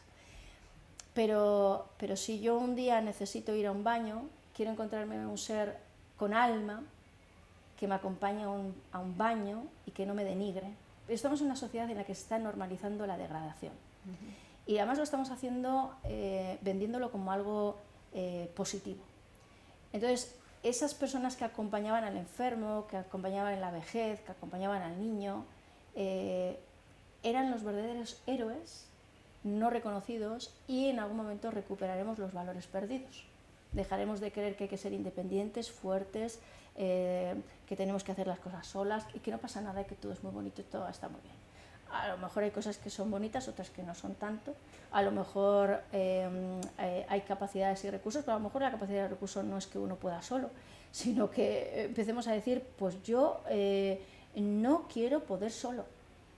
Yo no quiero poder sola. Yo quiero que el día que tenga una necesidad alguien tenga la empatía de acercarse a mí y cubrir mi necesidad. Y yo he tenido personas que con la cabeza muy bien, ¿no?, amueblada, me han transmitido esto, ¿no? De hay una hora en la que se me acompaña al baño, y a partir de una hora no se me acompaña, con la cabeza, ¿no?, muy bien amueblada. Yo creo que esto es imposible que lo quiera ningún ser humano, y eso es la soledad, ¿no? Entonces creo que tenemos que hacer una revisión de lo que se nos vende como bueno, y creo que tenemos que, la mejor manera de diferenciar lo bueno y lo malo es que estemos conectados con ¿y qué necesito yo?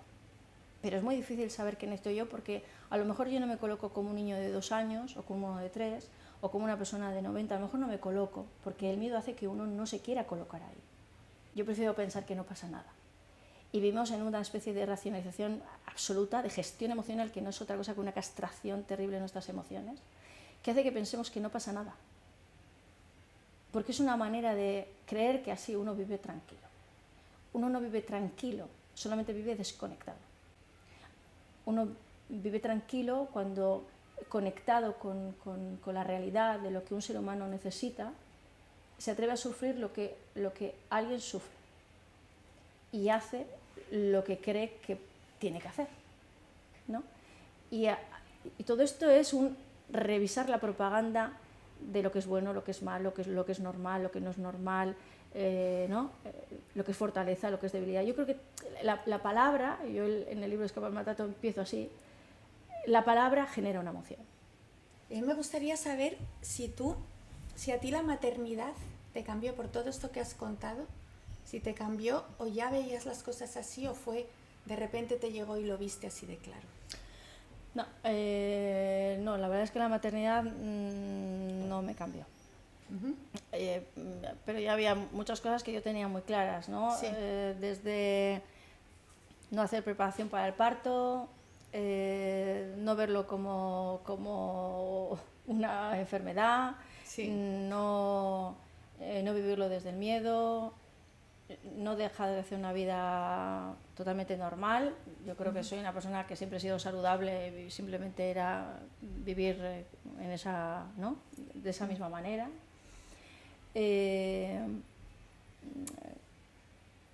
Tenía muy claro que mi hija, y fíjate que todo el mundo te vendía miedo, ¿no? Yo vivo en un sitio muy apartado, no hay niños, después la niña no va a ser sociable, no tiene habilidades sociales, si no está con niños entonces ¿qué va a ser? Esto va a ser una desgracia, ¿no?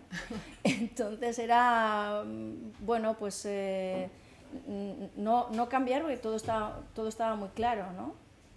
Recuerdo la primera vez que fui al pediatra que yo le dije, Aitor, bueno, tú no digas nada, y cuando me hicieron las preguntas de rigor, pues cómo duerme y cómo come, y todo muy bien, ¿no? Y dije, todo muy bien. O sea, come maravillosamente bien, duerme, era todo mentira, ¿no? Era como un pajarito que hacía y dormía un poco y se despertaba al momento. Y yo soy una persona que presumo de ser muy sincera, pero yo suelo decir que en los estados de guerra uno al enemigo pues le tiene que mentir, ¿no? Entonces yo conocía muchísimas mujeres que habían entrado en unas situaciones de angustia horribles porque el niño tenía que tomar pecho, porque el niño no dormía, porque, ¿no? Y vivían la crianza desde el hay que, tengo que, ¿no? Desde la preparación del parto de tengo que hacer esto para que todo vaya bien, en lugar de voy a confiar en que irá bien, voy a confiar en que tendré la capacidad de...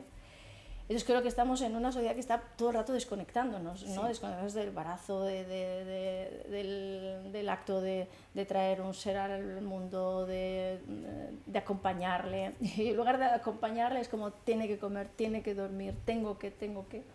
Entonces yo lo tenía muy claro y era, yo no voy a vivir esto desde el miedo. Me acuerdo de la persona que me lo llevaba porque fui a la materna una vez y nunca más.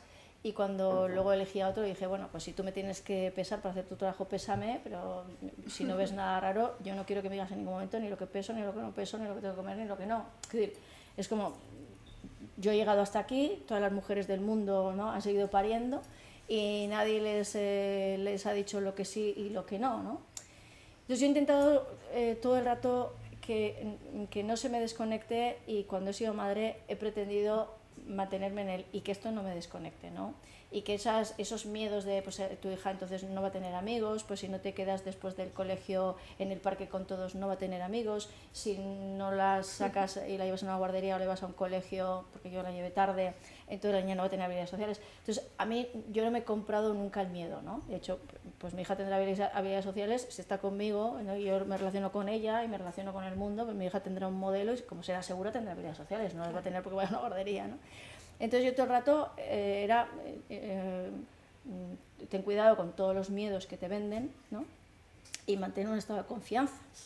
Entonces no me ha cambiado, pero es verdad que tienes nuevos miedos que te venden, ¿no? Te siguen vendiendo claro, y lógicamente es un ser humano al que le quieres muchísimo, entonces tienes que recurrir mucho más a la confianza para no hacer todo eso que te dicen que hay que hacer por si acaso, ¿no? Que es, pues tiene que estar con niños, ¿no?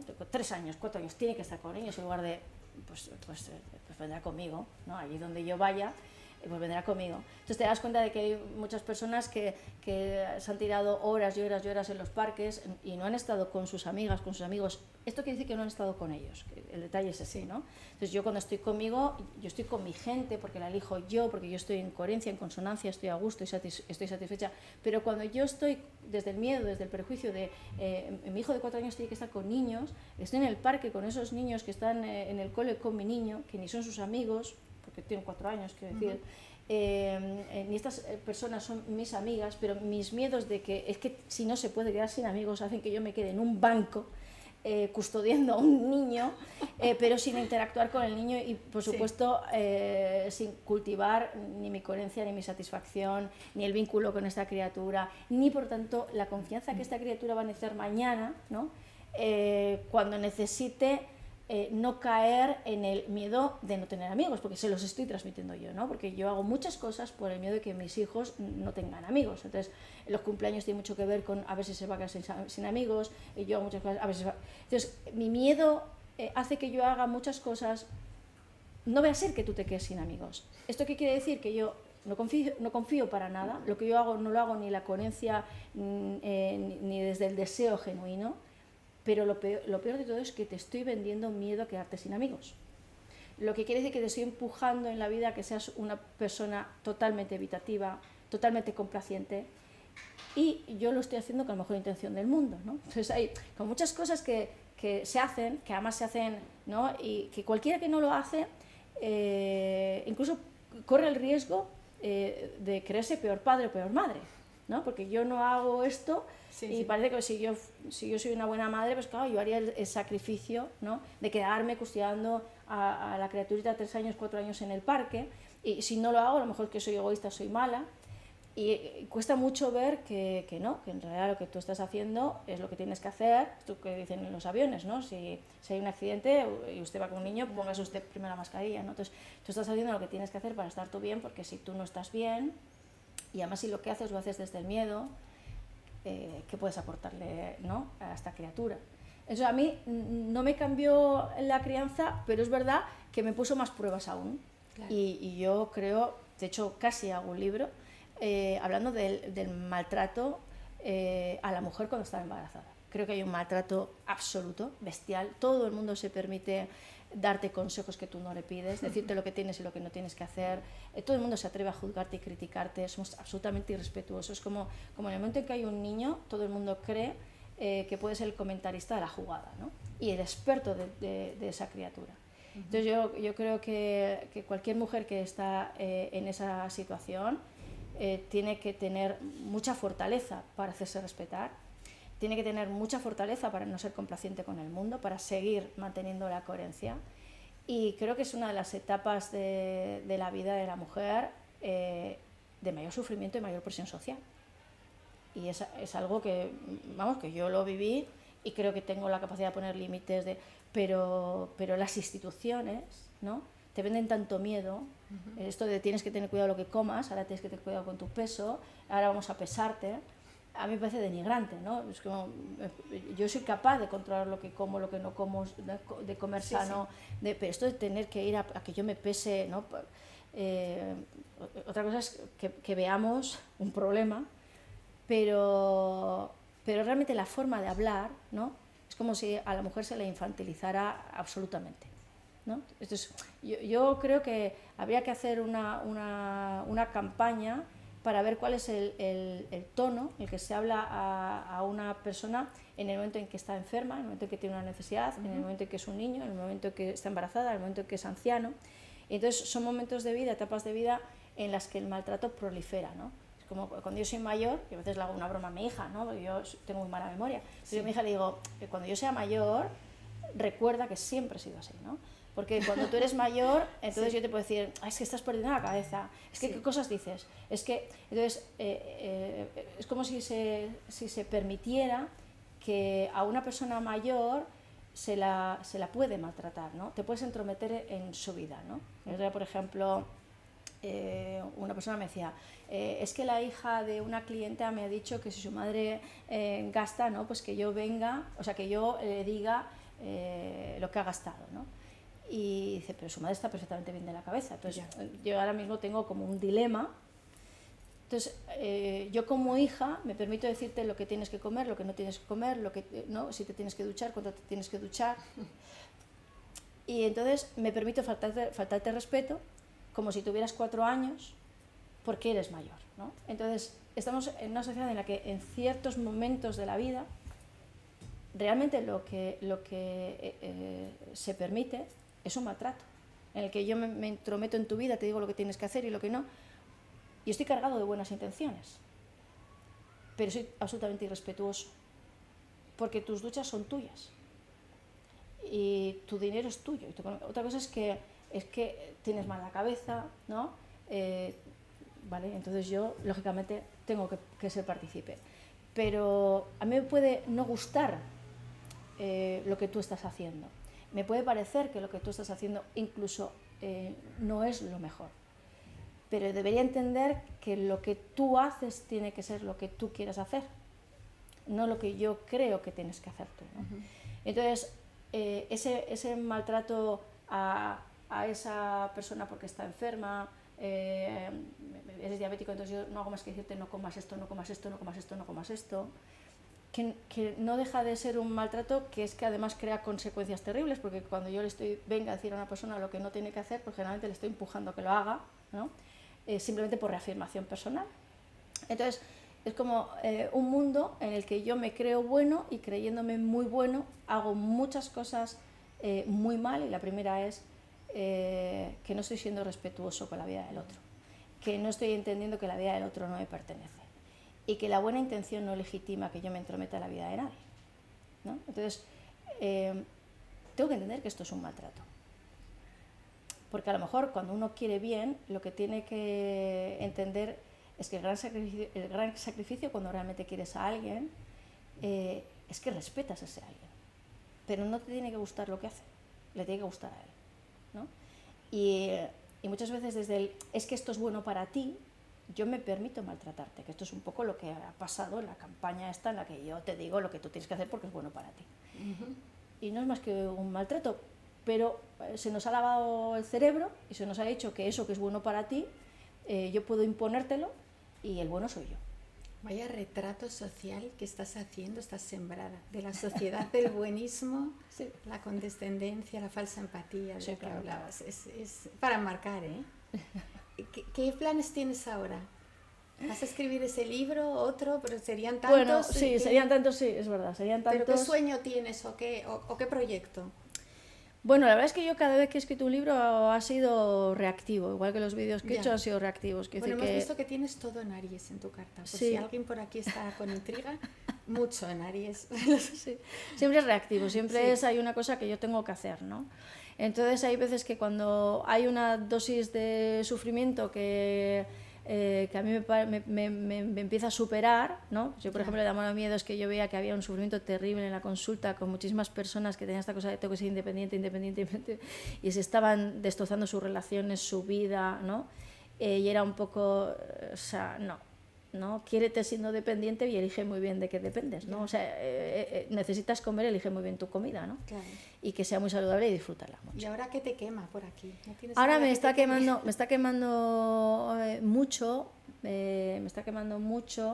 esta nueva plaga que hay de niños y niñas trans, ¿no? Me quema mucho. Y creo que habría que explicar cómo podemos perfectamente hacer que esto prolifere, ¿no? Cómo con la intervención que nosotros hagamos se puede crear, ¿no?, una plaga de esta situación. Entonces yo creo que no hay casualidades. Y entonces cuantos más casos tengo de estos, más creo que hay que escribir sobre cómo nosotros en la sociedad podemos estar haciendo que esto prolifere, igual que las antorchas de la felicidad o que de la independencia o de sexo, drogas y rock and roll. Dice que hay movimientos sociales y formas en las que yo tengo que comunicarme con una sociedad para crear un movimiento.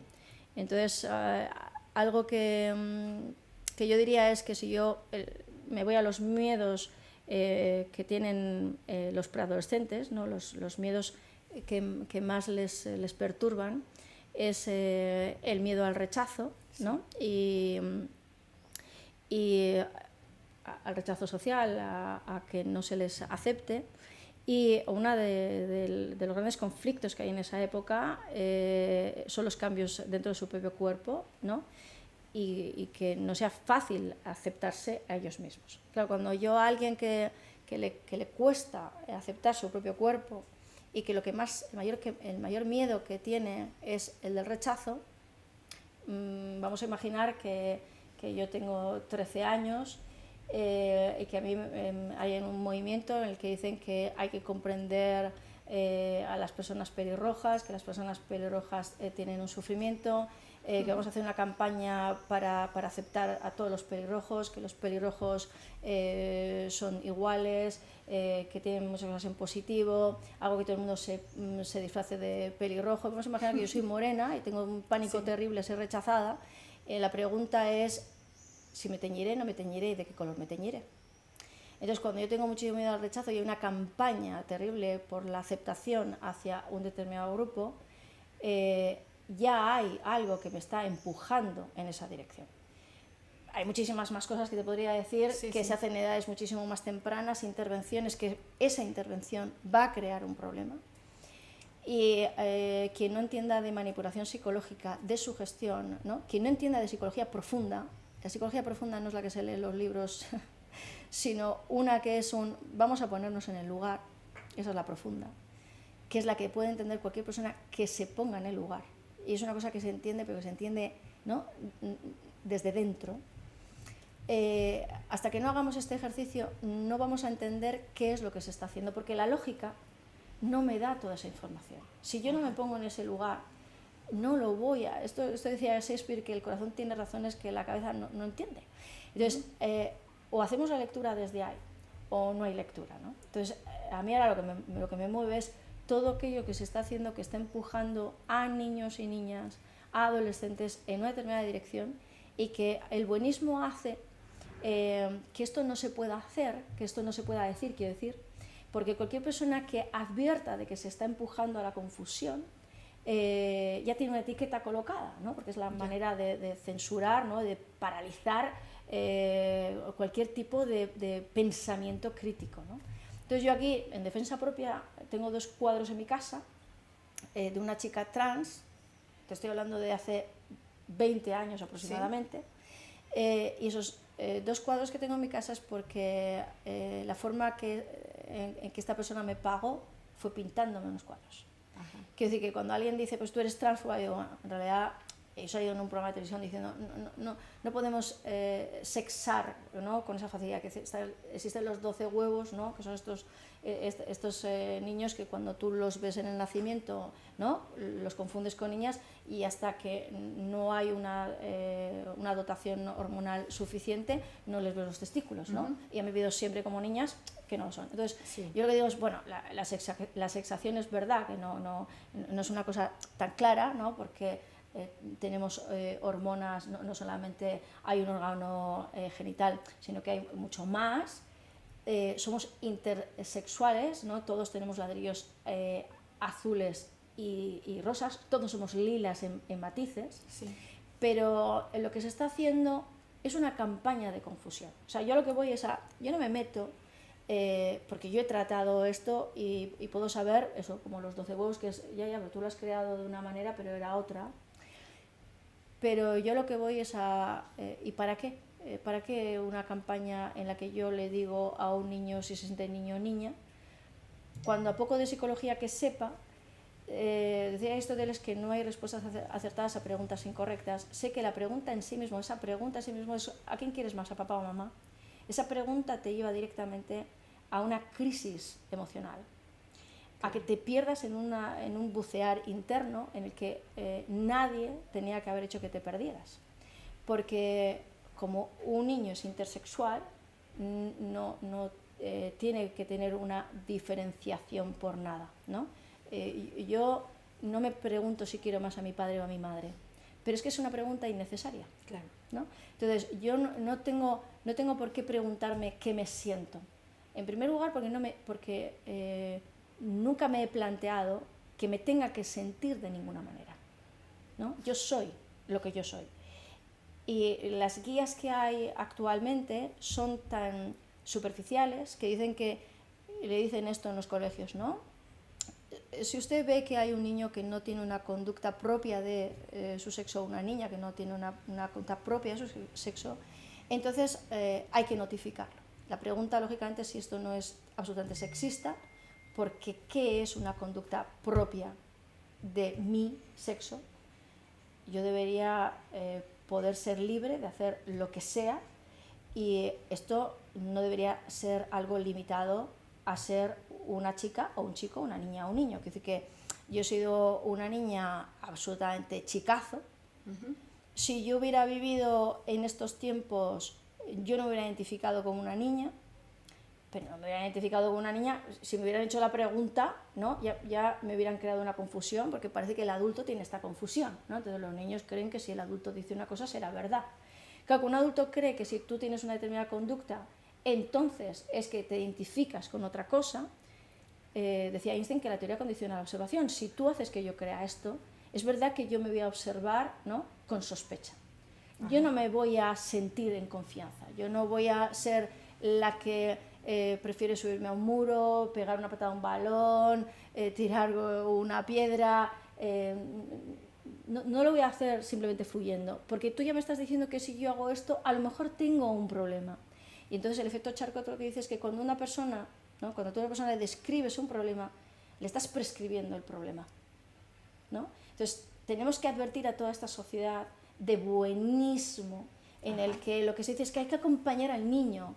No, lo primero que nos están diciendo es que cuando ven una determinada conducta donde esa criatura no tiene ningún tipo de conflicto interno, el adulto tiene que notificarlo, y ahí empieza el conflicto interno. Claro. ¿No? Entonces, la intervención crea el problema. Y estamos, igual que hay un diagnóstico de dependencia emocional que interesa y tenemos que preguntarnos ¿para qué? Esto es otro diagnóstico que interesa y tenemos que preguntarnos ¿para qué? Una y otra vez parece que hay un mismo denominador común, el para qué. Una y otra vez es que hay que terminar con la familia, hay que terminar con el vínculo.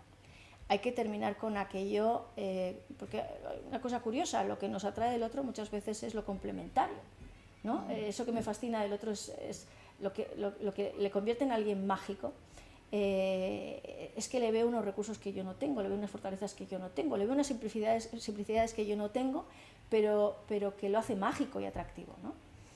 ¿Qué ocurre cuando a mí me están haciendo creer que todo es un problema, que a mí no me tiene que atraer lo complementario, ¿no?, porque eso puede ser homofobia, que a mí no me tiene que atraer otro ser humano, no puedo necesitarlo porque es una dependencia emocional, que yo no tengo por qué necesitar la crianza porque tengo que ser independiente, que parece como que todo el rato es terminar con el vínculo, ¿no?, terminar con la familia.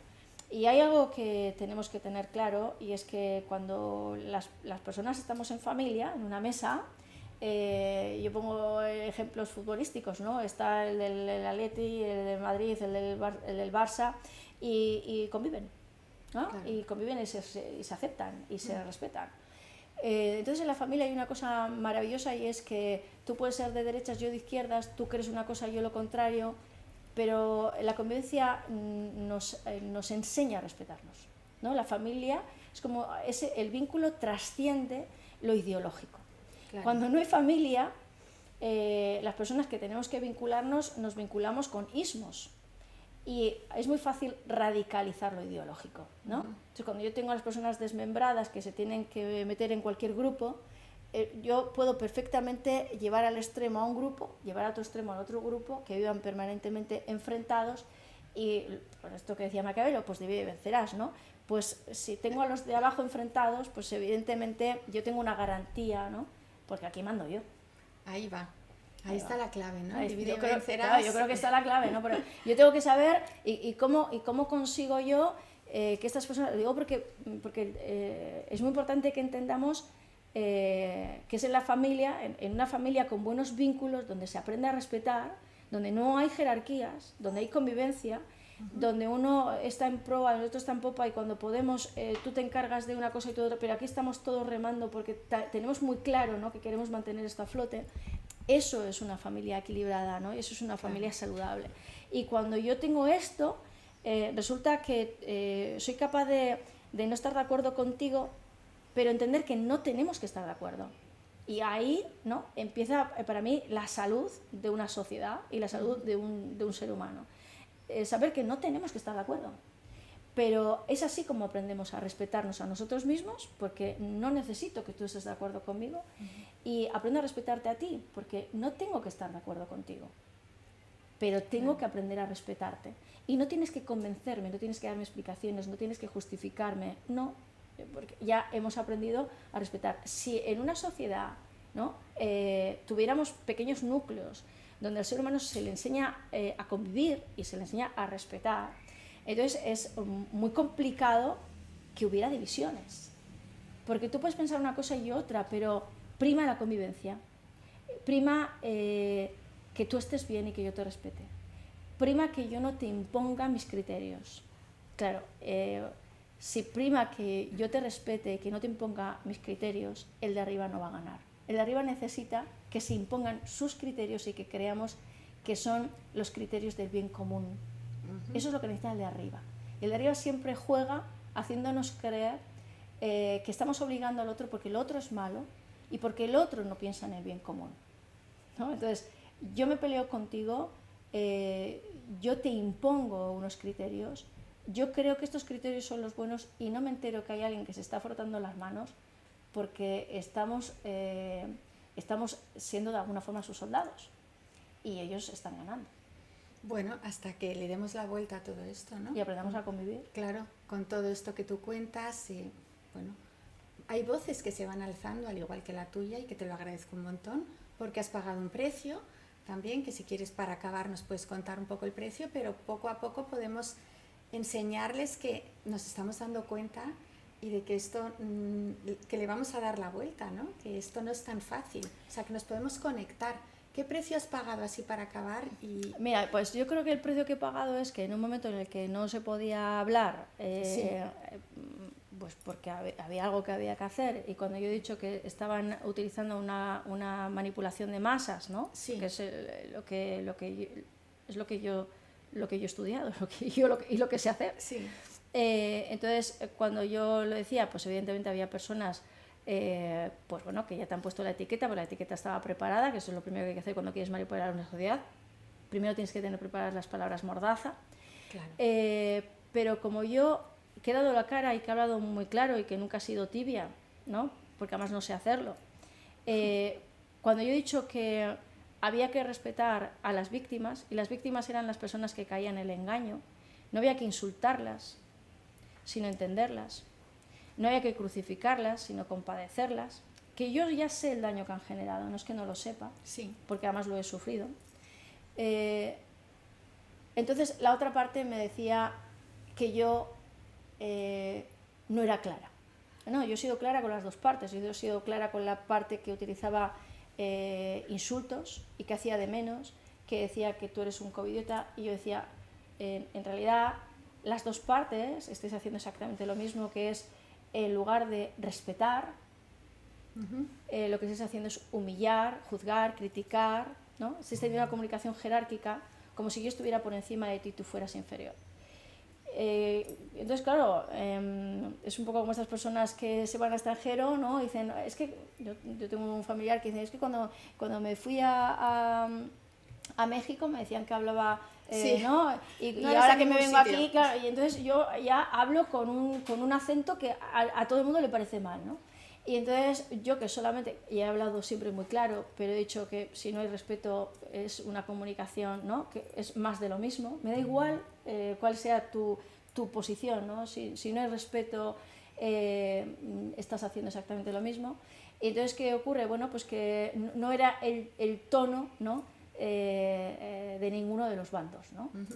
Pero pues está muy bien, Bueno, porque era el yo, tuyo. efectivamente, yo al final tengo mi tono, ¿no? Claro. No necesito que me apruebe ningún bando ni pertenecer a ningún bando. Y está bien, ahí sí ahí es donde yo creo que uno sí tiene que ser capaz de estar solo, ahí, ¿no? Claro. Solo si para estar bien contigo mismo, ¿no? En coherencia contigo mismo, a lo mejor no puedes pertenecer a nadie, ahí el tener la capacidad de estar contigo, ¿no? Sí que es cierto que es una fortaleza, ¿no? Claro, ahí el amor y la coherencia venció al miedo. Efectivamente, efectivamente. Bueno, Lourdes, pues muchísimas gracias. Ti, Nos has dado aquí una conferencia. Has logrado lo que querías del cura, ¿no? Que lo decías sí. antes cuando paramos un momento. Sí. Sí. La verdad es que tienes una capacidad de hilar una cosa con otra, que yo ha habido momentos que me he quedado así totalmente. Supongo que los que nos estén viendo se habrán quedado igual, porque tienes una facilidad de palabra y de hilar conceptos y de poner claridad a este momento tan curioso que estamos viviendo, al que vamos a dar la vuelta. Te felicito y te agradezco que hayas venido y gracias nada, a ti. Seguimos hablando. Efectivamente. Gracias. Muchas gracias, Lara.